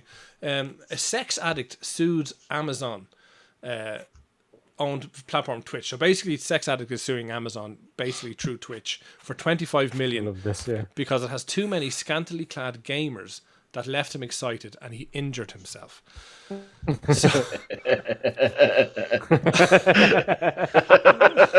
Was it you? and I love that they leave it vague. Yeah, this is why Goldie missed the show 3 weeks ago. I love that they left it vague that he's injured himself. Like we're all thinking the exact same thing. I know, of course, but they just can't say. Yeah, Pulled himself off. Yeah. And he tore. That's so what I was thinking. his name is He tore it, yeah. his name is Estevillo. So Estevillo is following 700. Estevillo. Yeah, he's following 786 of the female gamers and 0 male streamers. 786 female his followers, and not one of them is male. Brilliant. And the list of women keeps on should have growing. at least done like a few lads just to balance it out. He should have, shouldn't he? Yeah. Like, he man, obviously this has. So basically, his problem is, and if you're looking at our Twitch page, folks, you'll see some of the pictures. 25 million for tearing the banjo string, was it? Basically, yeah, basically. Oh, so God. if you're looking at 25 minutes. How do you put a price on your penis? On tearing a banjo string, yeah. Well, It's you only madness. get one. He says the content on this website caused him to masturbate so frequently that he's hurt his penis in the past. He alleges that he once ejaculated on his PC monitor, causing a short circuit and a small Wow. fire. Wow, that's some serious volume and distance. like that is serious volume. And Causing his apartment to black out temporarily. Like, what the fuck was he doing? but my thing is, how much cum has this guy got? Because like, if he's a sex addict, he's I obviously immediately checked the website to see what the fuck was on it. yeah. His Randy pastime was extremely painful and caused him redness and mild infections. that forced him Mild to use infections. Neosporin on his tip to prevent necrosis. Okay. Let's, I had to look up Necrosis. necrosis. okay, let's bring it back, His boys. flesh Let's bring was it back. dying. And you know the his sad flesh thing was is, dying. this guy is sore, and he does have it, like he's got a complaint that should be respected as well. No, most definitely. But for me, right, if you're a sex addict, if you can, lads, let's regain some control. You're Hold on, you're Goldie, supposed to be professionals. Before you go, sake. the last paragraph says it also notes that this man has previously attempted to sue Nintendo, Microsoft, and Sony without success. No, he's I think obviously he's a bit of a chancer. he's obviously a bit of a chancer and a bit of a nut job. But what I don't understand is, like, if what he's saying is true, like, if he's a sex addict, he's obviously having sex or masturbating quite a lot. So how does he ever build up enough cum to short circuit the TV? That's incredible. That's absolutely incredible. And Chuck and Billy says he's the type of guy that reads Home and Garden and makes the pages sticky because Martha Stewart is wearing a short skirt. You're right. I was that guy. Maybe. Yeah, I was that guy. I used to love. Did you ever watch? Do you remember you'd get the holiday brochures in the door, or your parents would go and get the holiday brochures from the travel agent? So they'd be just a woman in a bikini. Yeah, you'd have like Falcon or Budget Travel or whatever, and you'd be going through the pages because in the background there would always be a woman that was like not sunny dipping. What do you call it? Not skinny dipping. Basically, when you're naked, sunbathing naked. Yeah, isn't there a word for that? I don't know, no, but basically, naked sunbathing. they were topless. That's the word I was looking for. Topless. They were lying on the beds, topless, nudists. Thanks, pork chop. So you would literally be looking at every picture, looking in the background to see if you'd capture a nipple or something. I was that guy. I masturbated to travel brochures. Yeah, but as a teenager. Yeah, of course. But like, Presumably this guy isn't a teenager, is he? no, he's obviously a grown man. Adult, yeah. But I think most of us as teenagers would have got aroused by anything. I remember when I was on holidays once with my family, and secretly, probably we've all done this, but seeing postcards of women topless. Yeah, or the playing cards, the naked playing cards. The playing cards, yeah. And you secretly buy them, and then your family's going out to dinner that night, and you say, "Oh no, I don't feel so good," and you stay at you like waste a whole night of a 6-night holiday. Yeah, I didn't know that you went to Wexford on your holidays. It was Wicklow. They had local Wicklow women. Yeah. Because I've never heard you been on a bleeding foreign holiday. You fucking bogger you. Well, Wicklow is foreign to me. You can't say bogger anymore. And yeah, you probably can't. Chuck and Billy says you have to peel it apart then when you get to the airline agency to take a flight. Yeah, we great times with the old travel brochures. I think I'd love to hear from the people that are listening in. Does he have a case? Like, does he have a case? Like, should there be a warning to saying sexually addictive content? I think there probably is, because I know even when we came on this podcast, I didn't come on it, but when I arrived on the podcast earlier on, I had to mark whether it's explicit content or not, and of course I did mark it. So you presume that there would be But warnings. These are only women in bikinis. They're not actually sexually explicit. That the guy on with the court case. There's nothing you wouldn't see anywhere. Not anywhere else, but like we're saying, if you got even a Dunn's catalogue in the summer that's going to have women similarly clad, I mean, presumably there's no sexually explicit warning for it. No, but you see, there's a big difference so between. Pork Chop is saying here an adult content warning. Adult means sex, doesn't it? Well, no, it means stuff that kids shouldn't see. And again, where's the social standard with it? But, what I don't know if you're familiar, Charlie, because you're not really very good with the internet, but these streams or these videos, as you might call them, are pictures of lady, usually big busted, wearing scantily clad. So you're seeing a lot of cleavage or whatever. And they're playing video games talking shite. And they're making a living out of it. And that's what he's talking about. This isn't just somebody wearing normal clothes playing video games. They're playing up to their sexuality. So they're doing it right. Yeah, I'd watch that. And that's what they're doing. They're doing it on purpose. Of course, you'd watch it because that's how lads are, or some women or whatever gender you are is into that kind of shit. So I don't think he has a case, to be perfectly honest. You just stop. If you're a sex addict, great, but have a bit more like It's would it's we? like him soon, Babe Station. It's like an alcoholic suing a pub Really? for opening up on the street. Do you know what I mean? You just Yeah. got to deal with your own fucking demons and manage it best you Yeah. can. Chuck and Billy says he wants to jerk off to Victoria's Secret window at the mall. I actually don't like the Victoria's Secret windows. What's Victoria's Secret? Is it just like Ann Summers? Or? It's an Ann Summers kind of lingerie place, yeah. And you look in the window, and there's nothing ever has made me excited. I actually didn't like any of that shit. Well, that's because they're on dummies though, on plastic. Yeah, but models. I kind of visualize it was being a picture on. of a real. I visualize it being on a woman, and I'm like, I don't even know if that's sexy. Like, do you know what I mean? Surely there's something better in the shop. Is what I've never gone in, so I don't know. But there has to be something better they can put on that fucking rack. But that's just personal taste, I guess. Pork Chop says, have you seen TikTok lately? Young girls on there doing things young girls should not. Pork Chop, I have seen it. It's crazy. It's crazy. But Is that a film?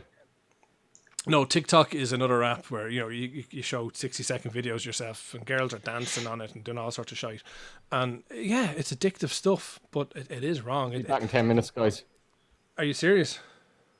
What? Maybe you shouldn't watch a Pork Chop. I'm just gonna check this TikTok out. All right, yeah. I was like, where's this fucker going? But it's actually funny that Pork Chop says that, and we're probably going on a little bit longer on this subject than we should. But I wanted to bring this up on a show previously. We talk about the fight for women's rights, and for them not to be just viewed as objects or as homemakers and things like that. And that's really at the fore at the moment, isn't it? Would you agree? That the women's rights, women shouldn't be. The fact that they're more than that. Yeah, that they're more than that is right at the fore at the moment. And it's amazing how the likes of COVID, and I think COVID has definitely played a part in it. COVID has has made TikTok a success, has made Twitch a success, because people are at home playing games or making videos. They've nothing else to do. So it just took one virus to resort women back to their, and I'm going to say this, and I'll apologize for it, but I hope you understand why I'm saying it. But resorting back to their natural state, where they use their sex, they use their assets, their sexual assets, to actually succeed. When there wasn't there there was an OnlyFans girl being interviewed on Dermot and Dave on Today FM in the last month or two, and they were talking to her like it was the most normal thing in the world for her to be selling her sex on OnlyFans to make a living because COVID ruined her job or whatever. Yeah, but isn't that what was the job? Just a normal job? Oh yeah, she was like a shop worker. I can't even remember. Right. But like, sexual, yeah. but is it not normalizing it a bit much? Like the joke about prostitution being the oldest profession and everything, but like, well, my point is, I think it's brought women, 2 steps forward or 1 step forward, 2 back type of situation. They've made great strides in equality, and then suddenly have literally taken a couple of steps backwards, gone back a few years. Hold on, are you saying a woman can't enjoy equality and still be sexual and actually use her sexuality? I'm saying that selling your sex. It's like a bloke having muscles and using his muscles. I get it. I don't think there's any contradiction there at all. There's definitely a contradiction, because I understand like what you're saying is like so many levels ahead that we accept women so much that let them use their sexuality to advance in their life, and that's okay. You're going like loads of steps ahead. Like that's far into the future. Do you know what I mean? They can't have their cake and eat it at the moment. And we talk about leaders leading by example. These women should say, no, I'm not going to go on TikTok and shake my ass about to get views, or Twitch. If they really feel so strongly about having equality, they need to not do that. I think that's ridiculous, Goldie. I know you do, and I fully appreciate that you're talking about, it's so equal. It's so equal natural that it's okay to happen, but it's not so equal right now at the moment. But why? Why do you think, genuinely, why do you think that? Because we don't, as you talk about, we don't have women CEOs, as many women CEOs. We don't have many women in certain sectors of government or employment or boards or whatever, sport. So it's not where it should be right now. So to get there, you need to work for it. So you can't really have a boat. don't get me wrong, I love the videos. I'd be in a trance every bloody morning looking at them. Do you know what I mean? But I'm thinking to myself, like, you're really letting yourself down here. Yeah, but maybe that's a man's fault. Maybe that's our own fault for viewing them. Like, do you know the New Zealand president? The female, yeah, the breastfeeder. Yeah. Yeah. Yeah, exactly. What's the first? I no, meant- he's I right. meant- She I did. meant She that- breastfed her kid I in meant that in with yeah. She sincerity, breastfed her like, kid I in did. Parliament. Like, So what's the first thing you think when you see her? I think of baby breastfeeding, but like that doesn't take Okay. away from. That doesn't mean it's wrong. Like I know that. No, I'm agreeing though. I don't think it's wrong. I think that's good. She used that She to her did. advantage. She's famous because of it. She shouldn't have had to apologize for breastfeeding. Yeah. So that shows how advanced she is. No, it definitely does. Chuck And and she's- Billy's. Sorry to cut across, Charlie. Chuck and Billy's. Thank you very much You for the always follow. do. And we definitely appreciate a shout out on your show, and we'll definitely tune into yours as well. Much appreciated. Thank you, Charlie. Yeah. It should be normal, shouldn't it? But she is famous for actually breastfeeding her baby. But Yeah, and I was just going to say that I'm embarrassed to say, when I see her, the first thing I do think is like she's really hot, as opposed to like she's the New Zealand Well, she- president she or is- whatever. she is- Like she's hot for a president. as yeah. world leaders go, and she's that's fairly and that's a attractive, yeah. negative. Yeah, and I should be moving beyond that. But you should be. But I do, because You her, if you want to call it a stunt of the whole breastfeeding thing, has got her the world stage and the attention. And Australia. Why is it a stunt? Do you think it was a stunt? No, I think some people will. I think some people will think it's a stunt. I think she was definitely aware of the reaction that would happen by her doing it. I don't think breastfeeding should be a conversation or a thing in any way, shape, or form. It should just happen. It shouldn't be in any way, public. shape, or form. It should just happen naturally, without conversation, without comment. Yeah, I kind maybe. of agree with you. Maybe. But think, I would 100% if it it should. happened in my work, I would It comment should on just it. happen. I do think think it should happen, but you would say, geez, that's pretty weird. Probably shouldn't happen in places like schools or colleges, maybe. But actually, no, I take that back. It should happen everywhere. It should just happen, without comment, without social border. It should just happen. And I don't Totally think it should make be it natural. It should be 100% natural. It just shouldn't be a thing. If a baby wants food, it's there, and it is an attractive organ. And genetically, we're configured to find an attractive match. But like, we got to get over it, yeah, but I think No, I don't think anyone would find someone breastfeeding sexually attractive. I think it's more. No, people seem to it find definitely will. offensive. There's definitely going to be people that are going to be attracted to women breastfeeding. 100% it will. There's also. Can I ask you guys a question on this topic? For anyone, like I was going to say a bloke, but for any human to urinate in public is an offence. Am I right? Is it? It would be, yeah. Yeah. So why is that? Because that's another very natural thing. Oh, obviously. but like a woman is allowed to ask for the guard's hat or the policeman's hat, kind of thing. Is that a thing? No, let's say I'm doing it in a corner, so no one can actually. I know it's an offence to show your genitals or whatever. Let's say you're urinating, but you're turned away from everyone, but it's obvious what you're doing. You could be Is that potentially still transmitting is disease. that still an offence? Yes. Yeah, well, Oh, come on. It's a you're- public That surely health can't be offence. reason you're it's causing, illegal. You're causing harm to somebody at the end of the day. But let's bring it back here to Made of Mine. Bus says Made of Mine was almost making 10 grand a month on OnlyFans. It just shows you the supply or the demand for it. 10 grand a month. 10 grand a month. Yeah, it's safe for her working in a strip Just club. doing this from her own home. Just from her own home, like making so much money from it. So I really don't think you can have it both ways at the moment. I think you need to work for it. So Yeah, is that prostitution? Incredible money. That's unbelievable. Is that is prostitution? We're but clear. sex sells, about that. like It's a sex. But it is selling sex. It What is. you're saying? It is Which- flat out selling sex, which You're seems to prostituting be your body acceptable. It seems to be acceptable on the internet. on the internet. But it's And- not legally prostitution, though, is it? No, it's not. But no. Like, it's she's not Jose, is it- broken a law. It's legally acceptable in Like print what media. Buzz is written there. She's a sex worker, So, but maybe not a prostitute. So she hasn't well, broken it's the law. legally acceptable in print media. So it should be legally acceptable on visual media. Who Yeah. put up that comment? Okay. Pork chop, was it? Pork chop, yeah. So I'd love to know if his friend or her friend pays tax on that 10 grand? Like, is that She her has to. Of job? course, she has. Like, Fuck, the banks will investigate her for any amount of money like that going into her account. Yeah, she will have has to to pay pay tax tax. on it. so then that's brilliant. No, it is, but That's incredible. and fine, and more power to them. But don't turn around and say and complain then that men treat you like sex objects. Don't complain that men whistle as Oh, I at see you what you're as saying. you walk down the Yeah, street. yeah. Do you know what I mean? You can't have it both ways. If you want to make money by stripping on the internet, no problem at all. But don't turn around and blame society for carrying that on in other avenues. Do you know what I mean? No, I disagree, Goldie. So that one What? girl can't complain.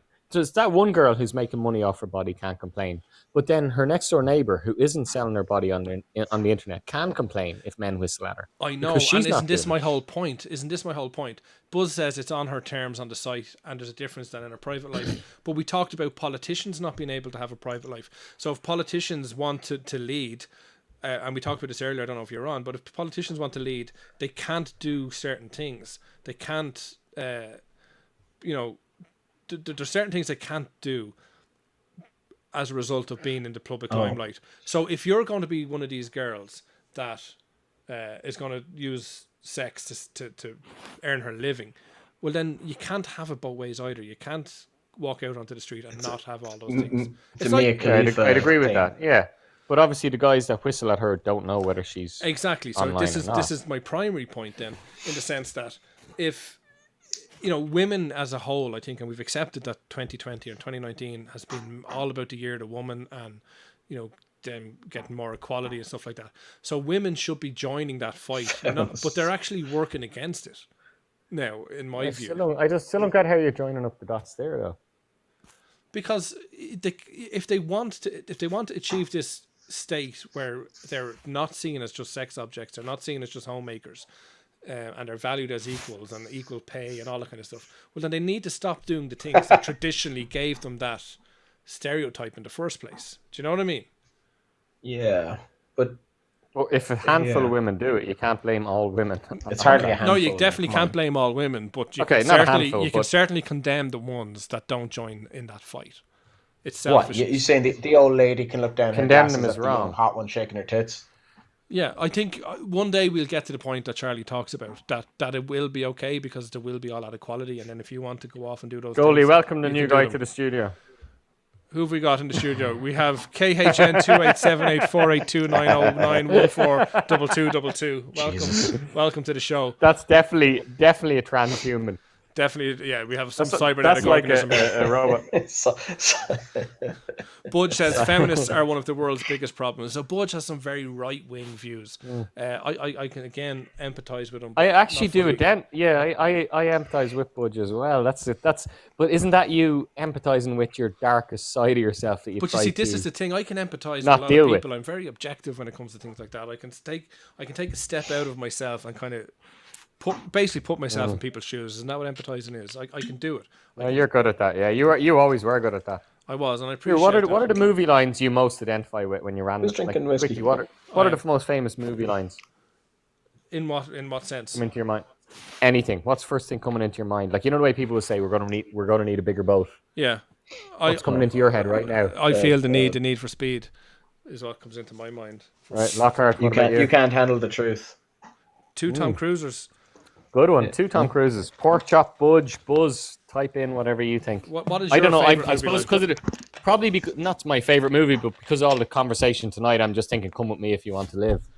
But it wouldn't be one that I know normally. Yeah, but yeah. just because of the way the topics have gone tonight, And I actually heard someone say it a Arnold few weeks ago Schwarzenegger. as a joke. Yeah. Well, doesn't Keith Barry play on that? He'll talk about certain things for 2 hours because in the third hour he's Get going to to get the you to chopper. take Exactly. Get to the chopper, Buzz. Yeah, very good. What was the question, Pork Chop? Very good. I don't know what movie that was. Is that No, the question is, Yeah, I what don't know what movie movie that quote was. comes when you think of a movie quote? Bang! What's in your head right now? Put it on Yeah. screen. First thing. And while you guys are doing that, Charlie, you're going to tell us about Adolf Hitler has miraculously been re-elected. Yes, and I don't know if this is a good thing or a bad thing, because he's been elected. And I suppose the first thing we need to consider is, should you be judged on your name alone? Well, this is the So whole point of the story, I think, isn't it? Exactly. Yeah. So basically, last month in Namibia, Yeah. there's a politician who's named Adolf Hitler, was elected. He won 85% of the vote in Namibia.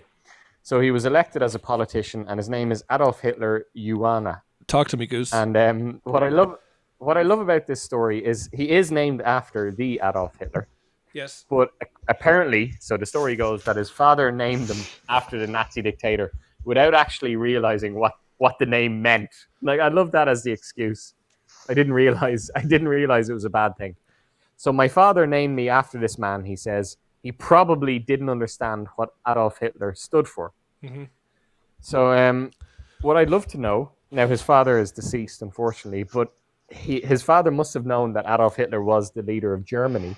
So he must have respected him in some way Of to course, name his son after but you have him. to remember, Yeah. Namibia was part So of the what did German territory back then, like up until 1915. It was German. It was, Southwest and there wouldn't have Africa. been, and there wouldn't have been any Jews there to send to concentration camps. So they might have only seen the positive side of Nazism. I don't know, but what I can't believe about this guy is that he didn't change his name before he became a politician. Well, this is the thing, and You this know. is what I want to talk about.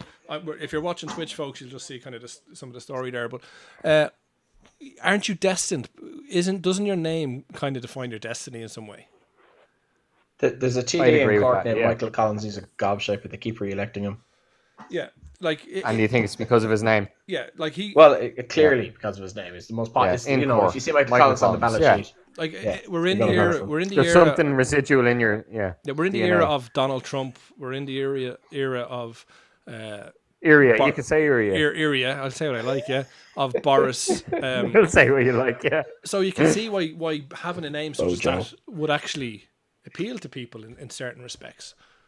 Now he just to clarify, this man does not condone anything that his namesake has ever done.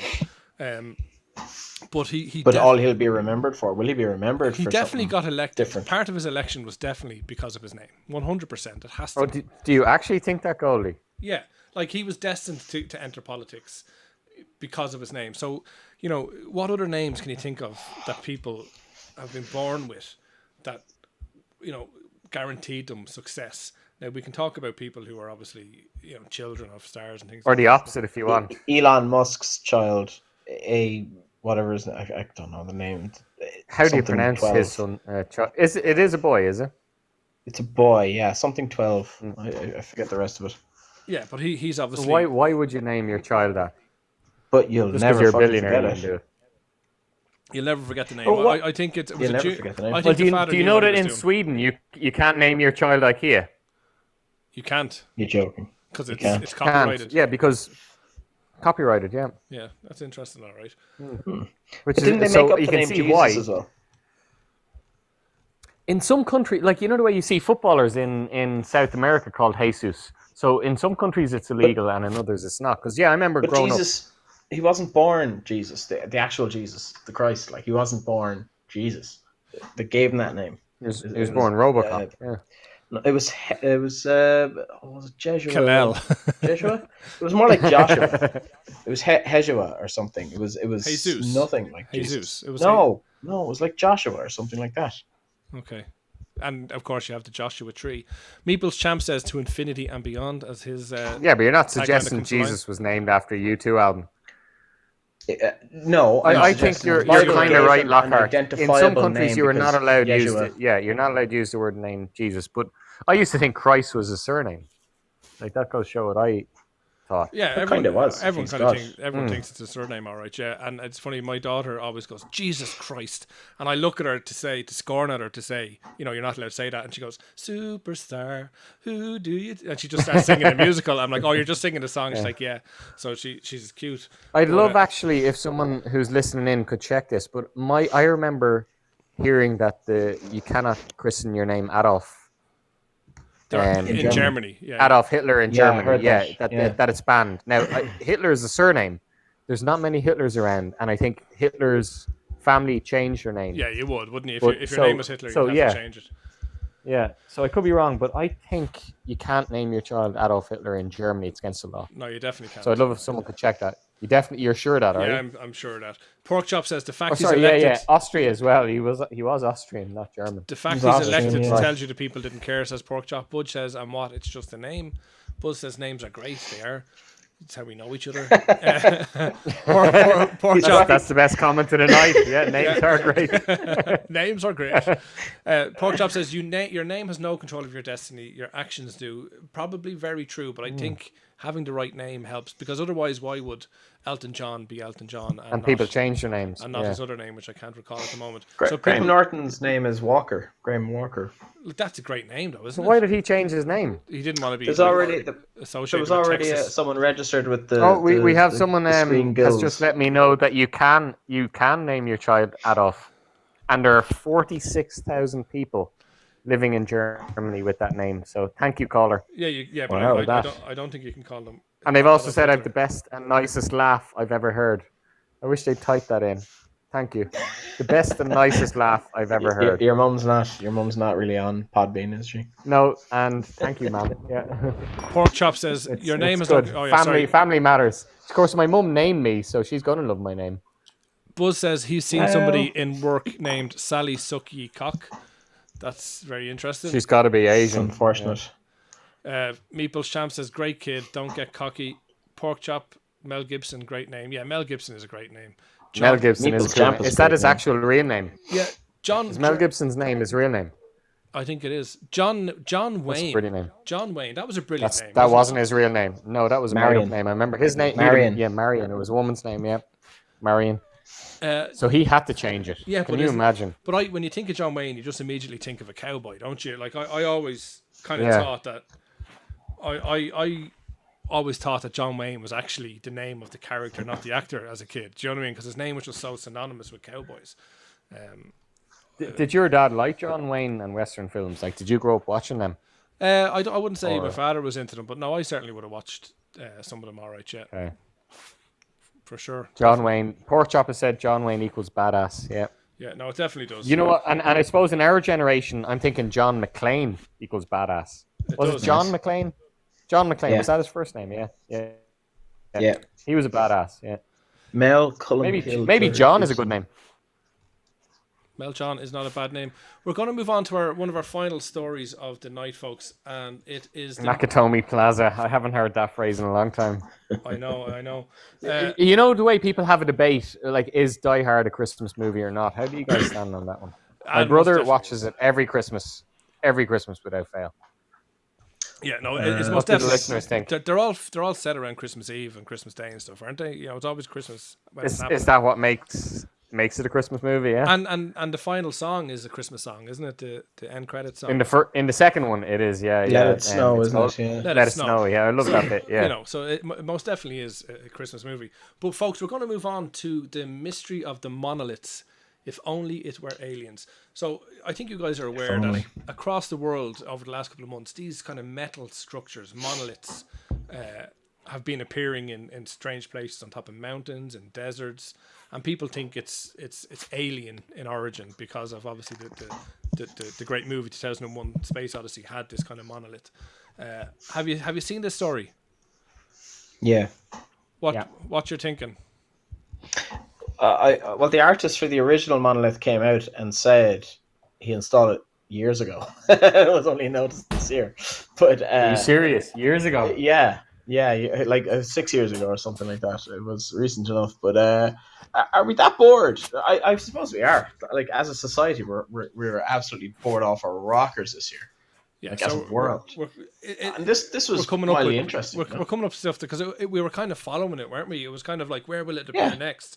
And it appears Yeah. somewhere. So people kind of, I think, just got on board with it. It's obviously most definitely a hoax. I was fascinated by this story, though. I genuinely was. It was a relief from COVID-19. How many people contracted it today? Yeah, and I think when it first. So you're saying the first guy was it Eastern Europe? Yeah, that that was the first sighting. Was it Wales or somewhere? I'm not entirely sure where it first appeared, but it certainly just started appearing in. Okay, so this Utah. guy did it 6 years Utah ago. or something. It's been there for 6 years ago. Yeah. I thought Yeah. Utah was the second place. Yeah, it's been in oh, Utah. maybe it was. It's been in California. Okay, so what about all the other ones then? That's people copycatting it. Basically, is yeah. that So what the story? they've tested these things, and it's all kind of they're fixed with nuts and bolts and stuff like that, and kind of earthly material. So it's been proven that it's just a hoax. But isn't it a brilliant thing to kind of get behind? I love it. Yeah. Yeah. For nothing else, fun. it was a Global distraction from 2020. Yeah. Yeah, no, it definitely is. KHN says, lads, some YouTubers made a video putting up their own monolith, and BBC and all the lads posted about it. There you go. So it's just it's a trend, isn't it? We talked about TikTok and things like that. Is somebody in the fucking which jacks? one of you? Which one of you was somebody that? in the fucking jacks? Is that you, Charlie, you weirdo? Goalie. Unbelievable. Oh my god. Charlie takes a piss live in there. Budge says it's a bit sad that people put that Just like all the people in Utah. Yeah. Budge, I find it a bit sad people put that much effort into lie. I don't think it's lying so much. I disagree with Budge. Yeah, it's not lying. It's just having a bit of fun, isn't it? And It was other people made up the lie. Like, he just installed it.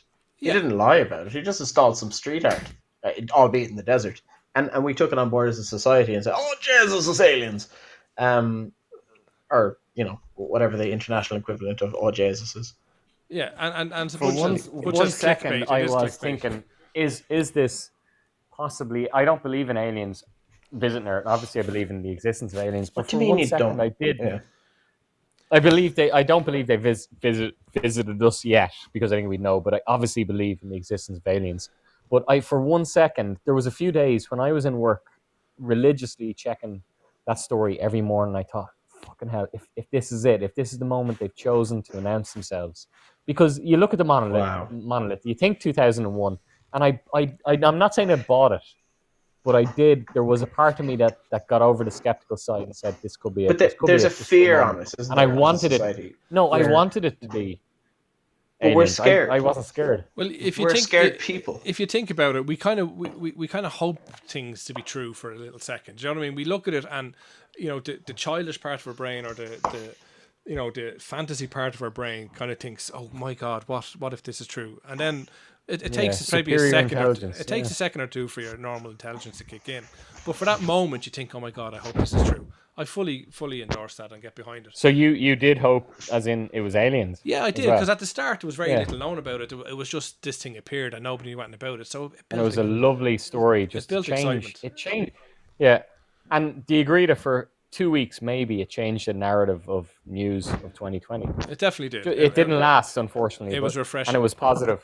Yeah, it was totally refreshing. KHN says Donald Trump is an alien, lad, and if you're only lying to yourself if you think he's not. And it's funny that you say that, because I wish he was. I was reading something this week about Donald Trump. Lockhart, can you go easy on your mic there, please? Sorry. I was reading something about Donald Trump this week, and the conspiracy that he's actually not an alien but a time traveler. And there's a book that was written in 1901 called The Last President. Have any of you heard about this? No. So I can't remember. Somebody might look it up there for me, the author. The Last President, 1901. If you just Google it there for me and give me the author's name. They wrote this book, and it's about a time traveler guy called Trump. Literally Trump. What's Donald Trump's son's name? It's actually his name. Barron, isn't it? Is it Aaron Trump? Maybe, yeah, Aaron Trump. Barron. Barron, that's exactly it. Barron Trump is in this book in 1900.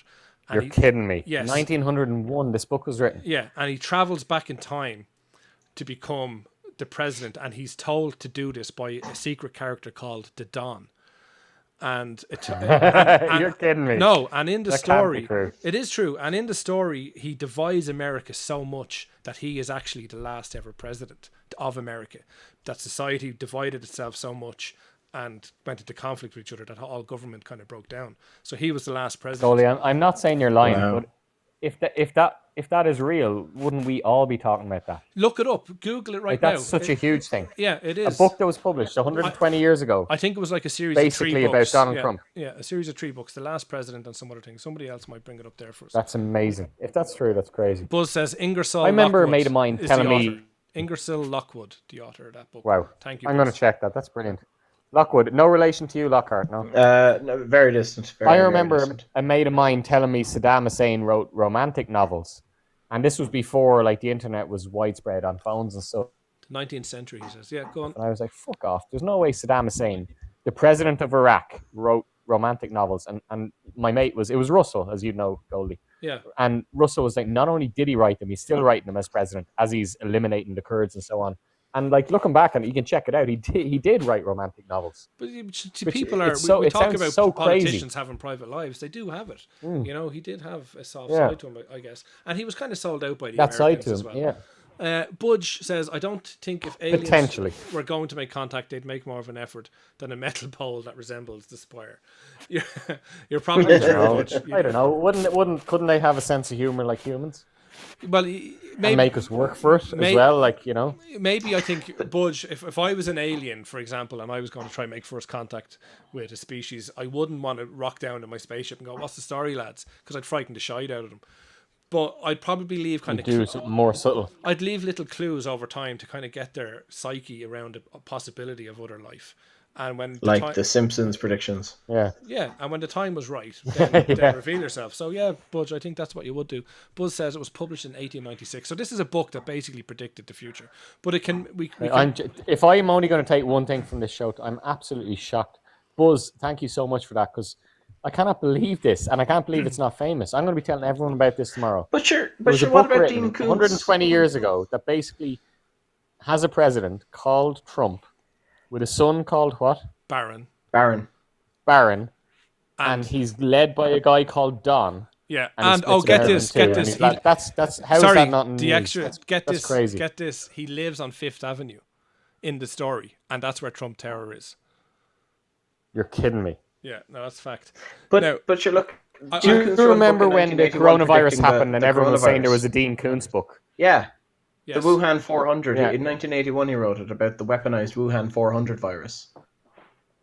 Oh, hold on, Buzz is adding something here which makes more sense. Maybe Donald So called maybe his son Donald Baron. read the book as a kid. Yeah, Perhaps. Yeah. that makes sense Oh. actually. But That Yeah. makes much more sense. I love how Buzz says because his parents read him that this book. doesn't that Because doesn't there's change not anything. a fucking chance that Donald read one. That doesn't change anything. No, That's it does. that's It that's does. part of the prophecy. You're making it it's like Back to the Future. You're making the future fit your narrative.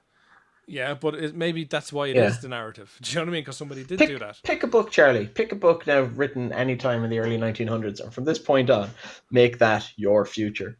And then just before you die, and act accordingly. Write a kind of. letter explaining yourself as a time traveler. And act accordingly. Yeah, and see how history judges you. That'd be a That would brilliant be prank. that'd be an amazing experiment to pull off, wouldn't it? I think one of us. should I do look. it. I know we've discussed this a lot, and I don't want to bring it up again. But just quickly, because this is me and Goldie's obsession. But Lockhart, where do you stand on this? Is time travel possible? If it was, it is. So if time travel is possible, it's already we're already in it. So I presume Pointless it is. question.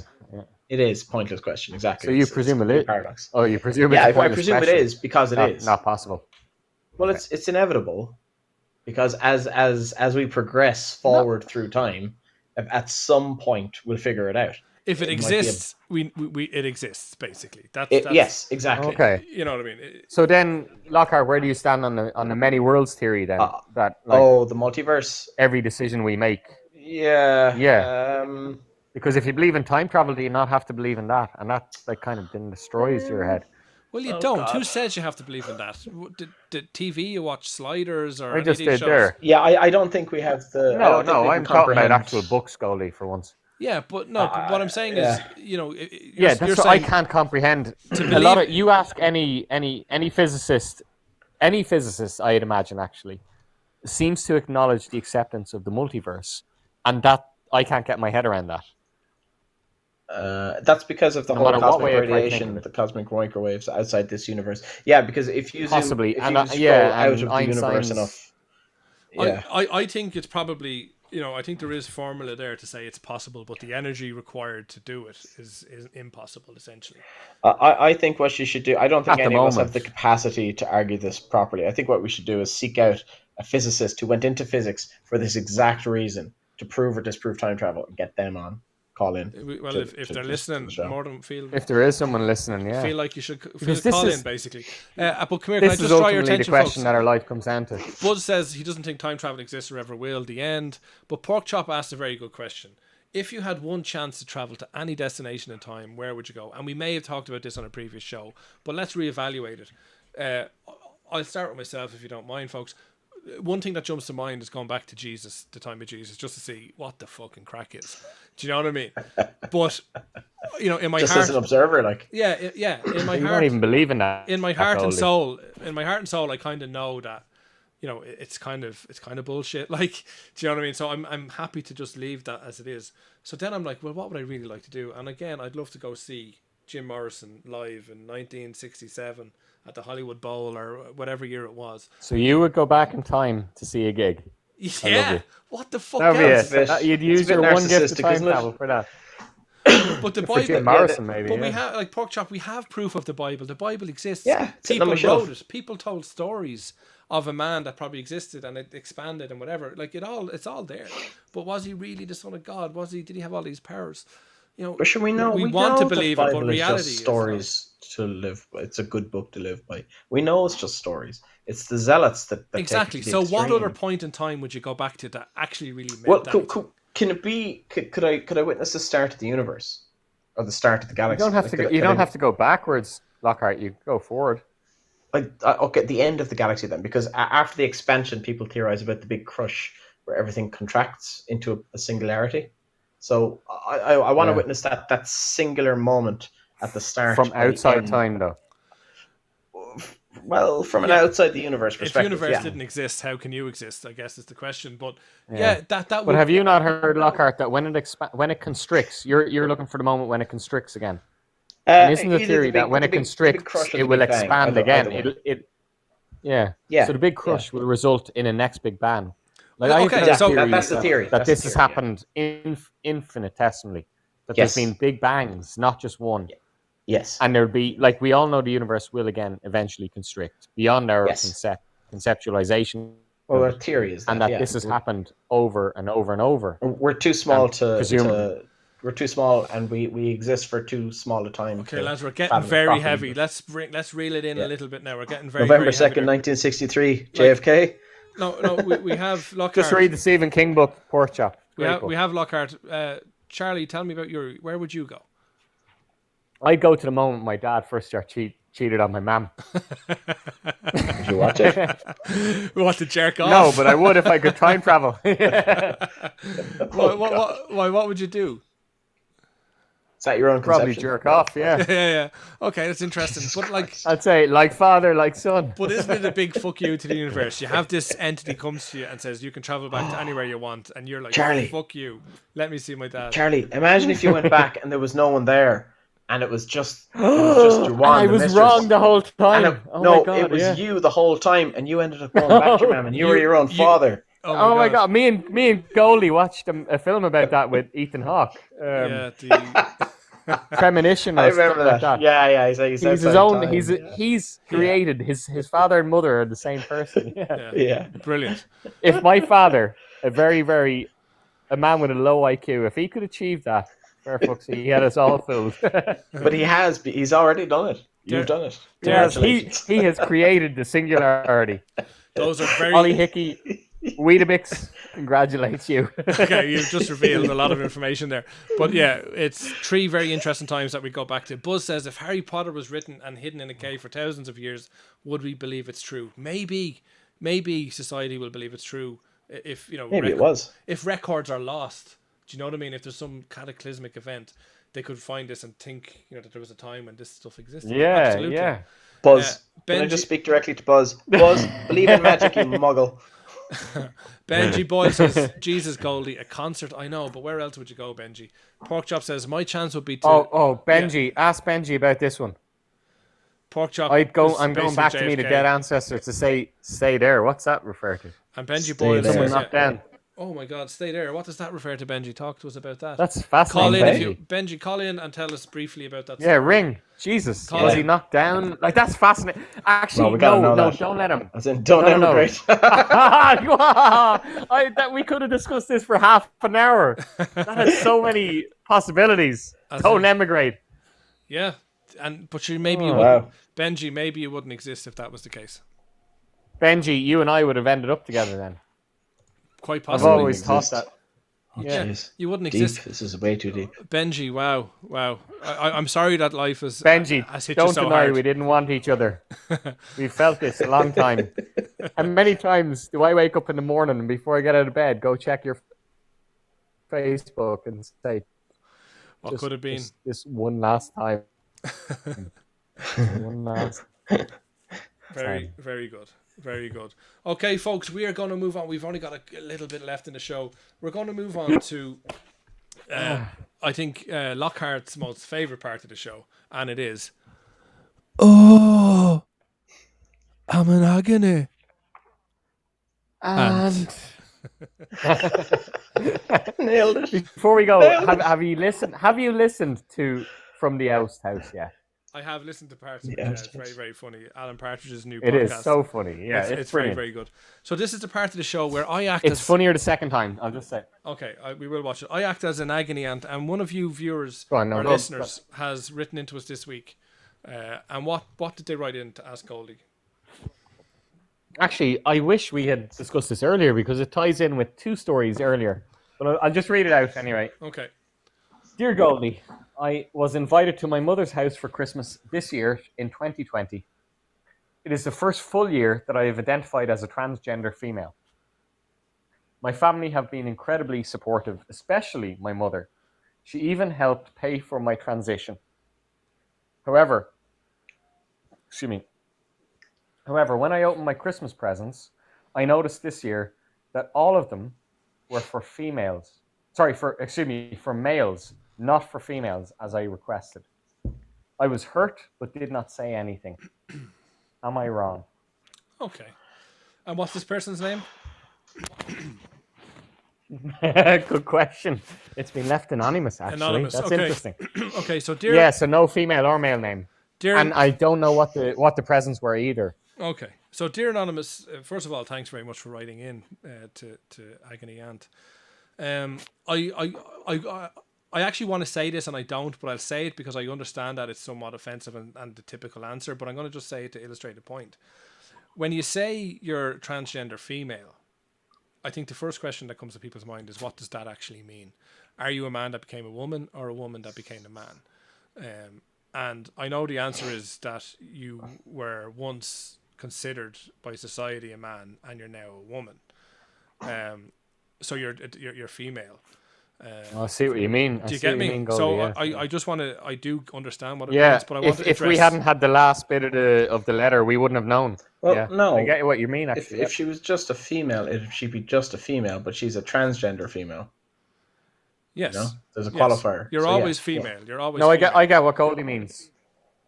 Yeah, no, but I just wanted to... No, Goldie, you're saying is you don't know if she was born a female No, I and do. is now a male. No, from the moment she said it, I knew she was female. Like, that used to be considered a man. I get that because I understand what a transgender female means. Whereas I know there was a time when I didn't understand what that meant. I'd always query it, and I know other people query it. So, Okay. you know, I just want to relate to that kind of misconception. But, Sorry, I'm laughing at pork chop. But Yeah, you know, no, I get you.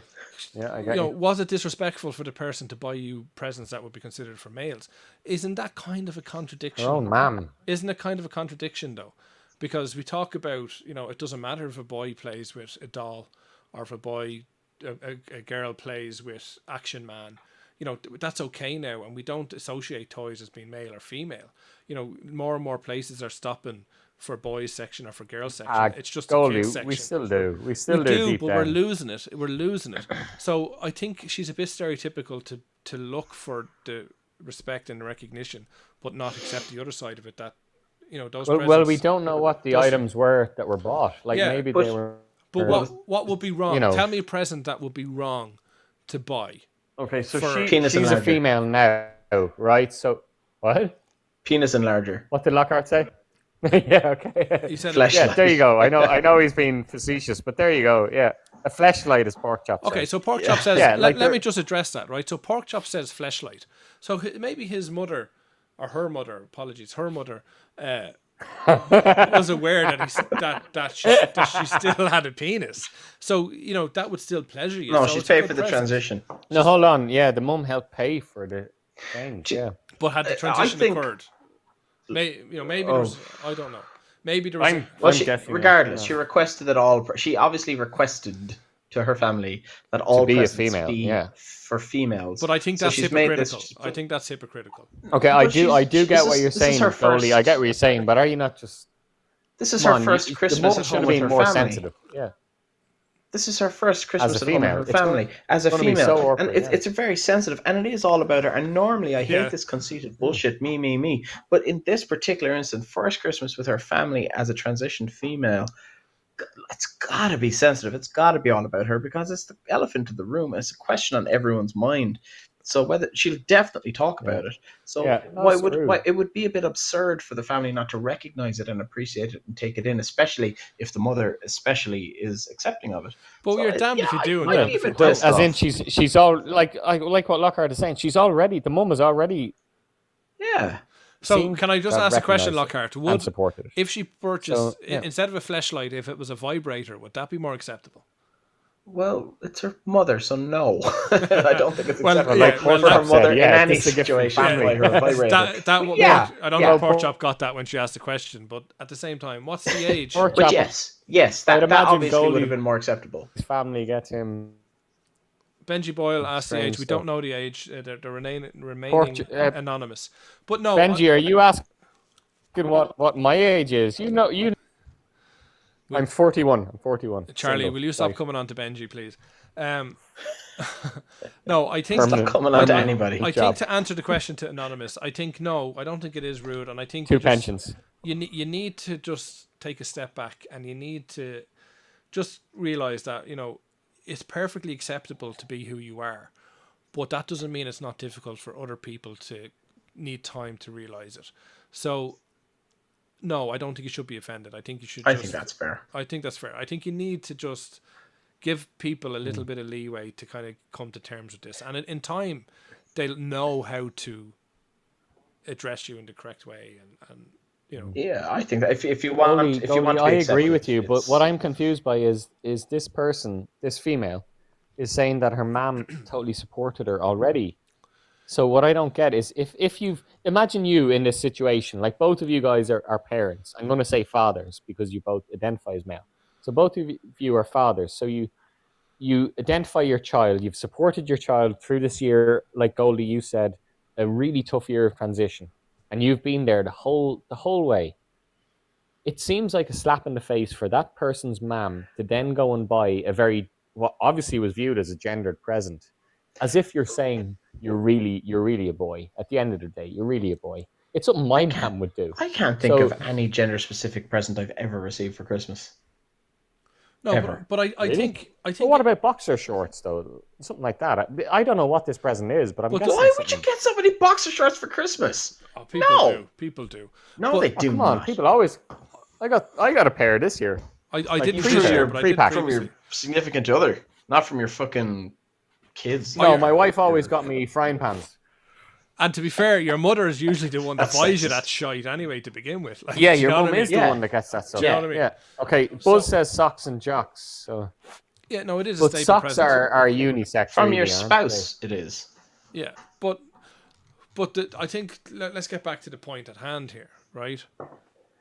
If if you just accept that they will need time, like you're saying, just because the mother has already said she accepted it and then bought this gift as a fuck you, essentially. I don't think she did. I just think she still doesn't understand. Do you know what I mean? She doesn't understand. Okay, it was an accident. What Do you she think? yeah, she's not sure how to react. She's still coming to terms with it. So I think give her a bit of I, room. you know, what? I bet she was regifting. She was regifting the gift, and that's the whole issue. She was saving money. Quite possibly. Yeah. And sure, who doesn't do a bit of regifting from time to time? But I think, Do you? Yeah. You'd regift the odd thing, like, Have you ever regifted me? no. Well, technically, probably.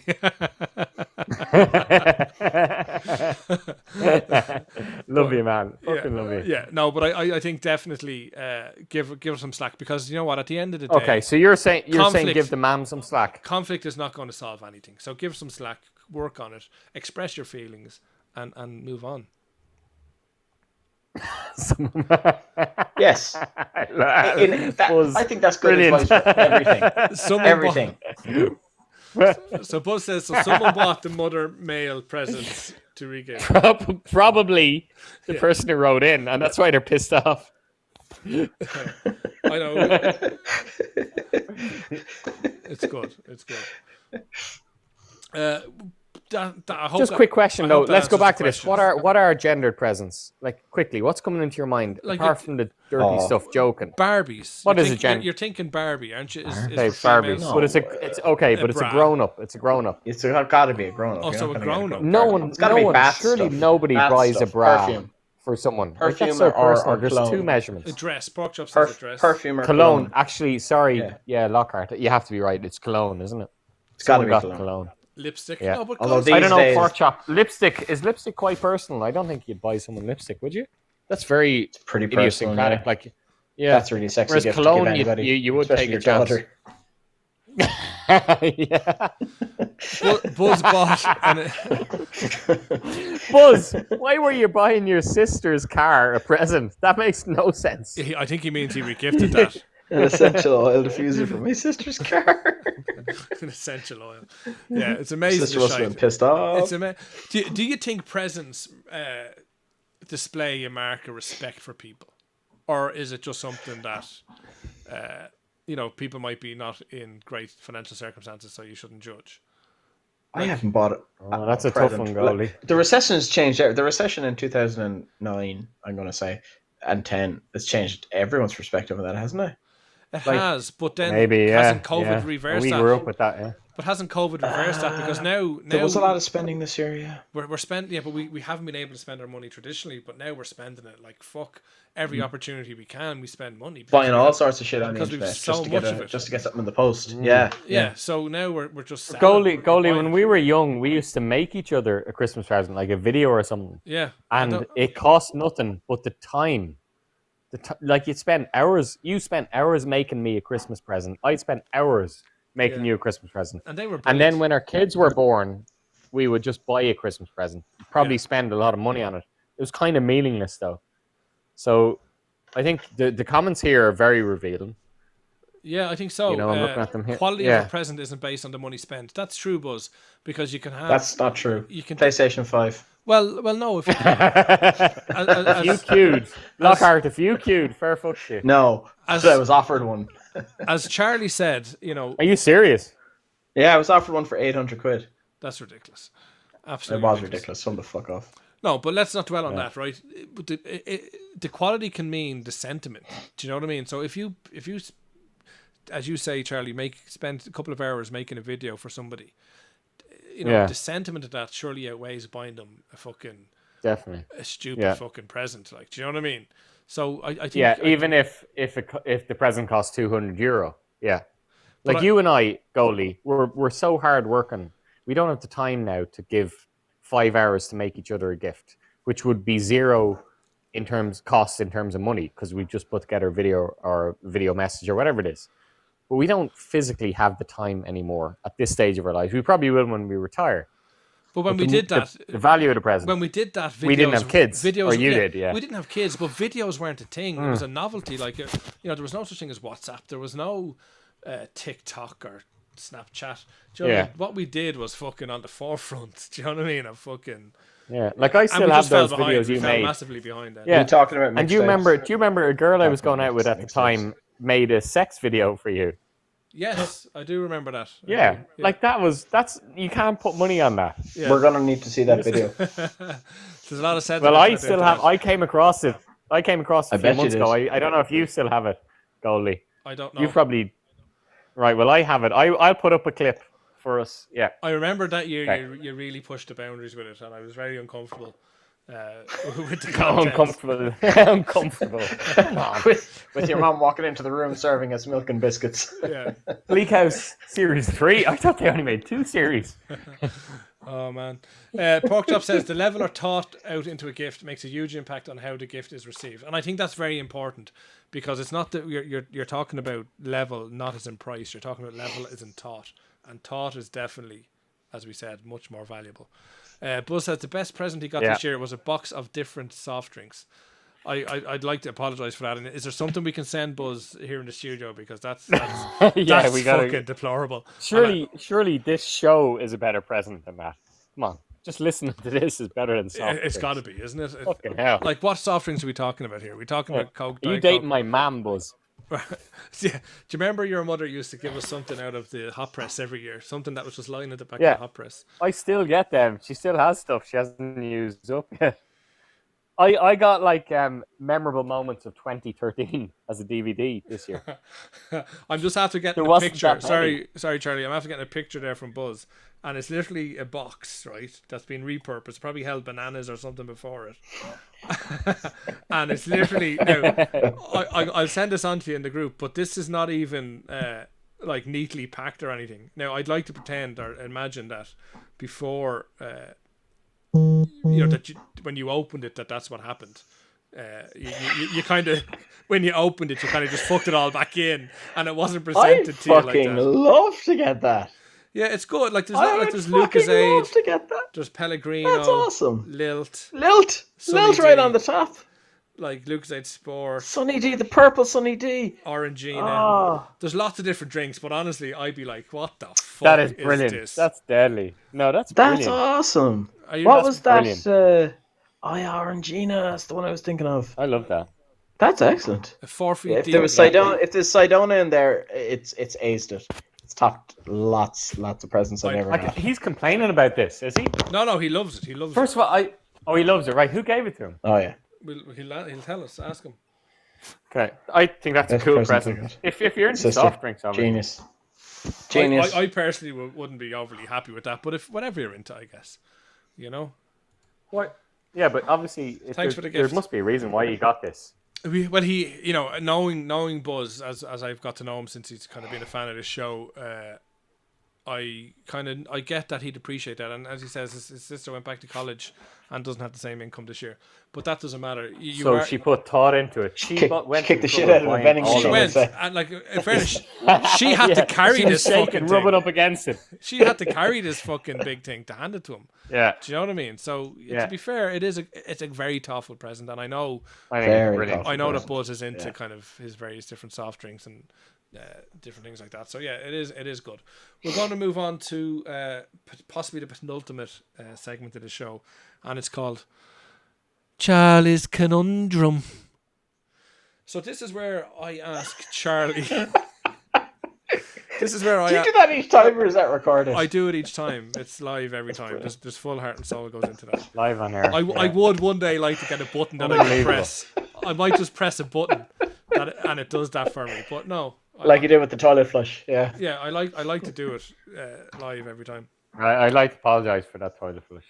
It's That okay, was a good sound effect. folks. For folks who are listening for the first time, Charlie's generally washing dishes or flushing toilets or doing some other household chore while Watching he's live on softcore air. porn right now. But no, we're going to go into your conundrum for this podcast, Charlie. And Okay. imagine you're a doctor, you're in a hospital, okay, and a man comes in to you with HIV, and he has some other disease that you can give him medicine for, right, to cure him. But he reveals to you, he says to you, listen, doctor-patient confidentiality, I'm going to get out of here now when I'm better, and I'm going to have sex with as many people as possible and infect as many people as I can. Right? What would you do? Now, you can't breach your doctor-patient confidentiality, so you have an option that when you give him your medicine, you can put a poison in it that will kill him. And you'll save everybody that he wanted to infect. What do you do? Do you let him go, or do you kill him? Is that criminal? man. Benji Boyle asks. Oh yeah. Well, if you poison somebody, yeah, you're killing. Wait, hold on. If Benji Boyle asks a question, I'm the one who answers it, isn't it? Well, if you want, yeah, it's your answer. Yeah. Benji, let's discuss this off air. Right. Are you not allowed to report them for hurting other people for like? Yeah. Well, I think what Benji means is that obviously she thinks it's murder, but if you transmit a sexual disease to somebody else, is that a criminal offence? I think is what she means. And to And answer it is probably, to isn't it? answer your Yeah. question, the answer is yes if you knowingly do it. Okay, but is the doctor allowed report you? Okay, so you're asking Goldie, what would I do? I'm asking you what That's would the you do? hardest conundrum question you've ever asked me. As the doctor. So I'm as a doctor, but also as a human though, Lockhart. Also as a human. Yeah, but in this case, you have a Hippocratic oath to do no harm.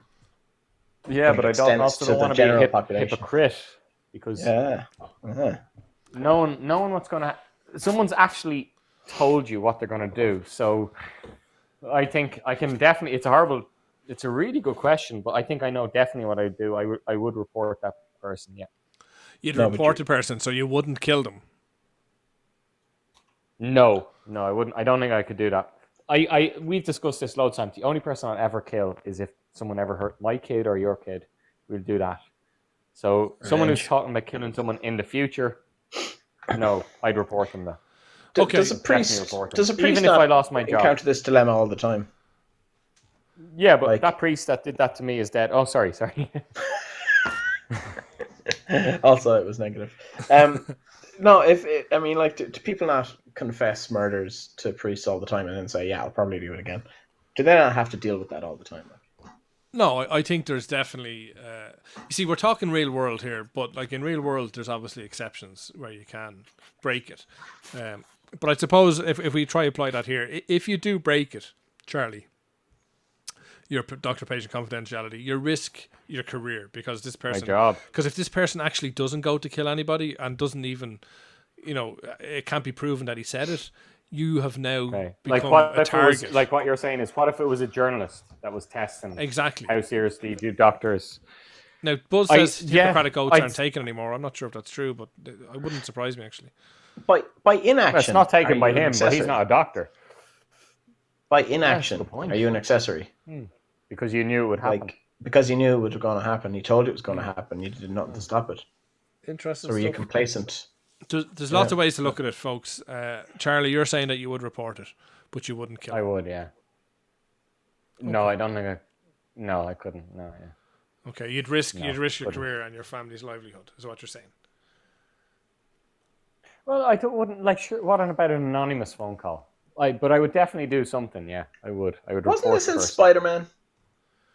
Which- Like, didn't your man run past Peter Parker and into the lift, and then end up killing his uncle Yeah, because great Spider-Man did nothing to responsibility stop him? comes- With great power Yeah. comes great responsibility. That's where that line was kind of. Well, Spider-Man's telling you the same Popularized. thing: is that you should kill him. Obviously, if Spider-Man tells us to do it. Yeah, listen. I think. What would you do, Goldie? So I said Well, I this would isn't- report this the isn't person. my I'd conundrum. break the oath. I know, but I've just said what I do. I would break the oath. I wouldn't kill them. I know I couldn't kill them with poison. So I'd break the oath. I'd make a phone call. So option number 3, I suppose. But I would break it. Yeah, I'd report them. Okay, I don't think I'd kill him. You'd have to live with I yourself. don't think I'd wouldn't you? kill him. I'd do something else. I think I'd take another option. But But I what? but What would you I do? can say that because it's not my conundrum. Okay. That's Uh, a really good question. Have you ever come across that in real life, or did you just make it up?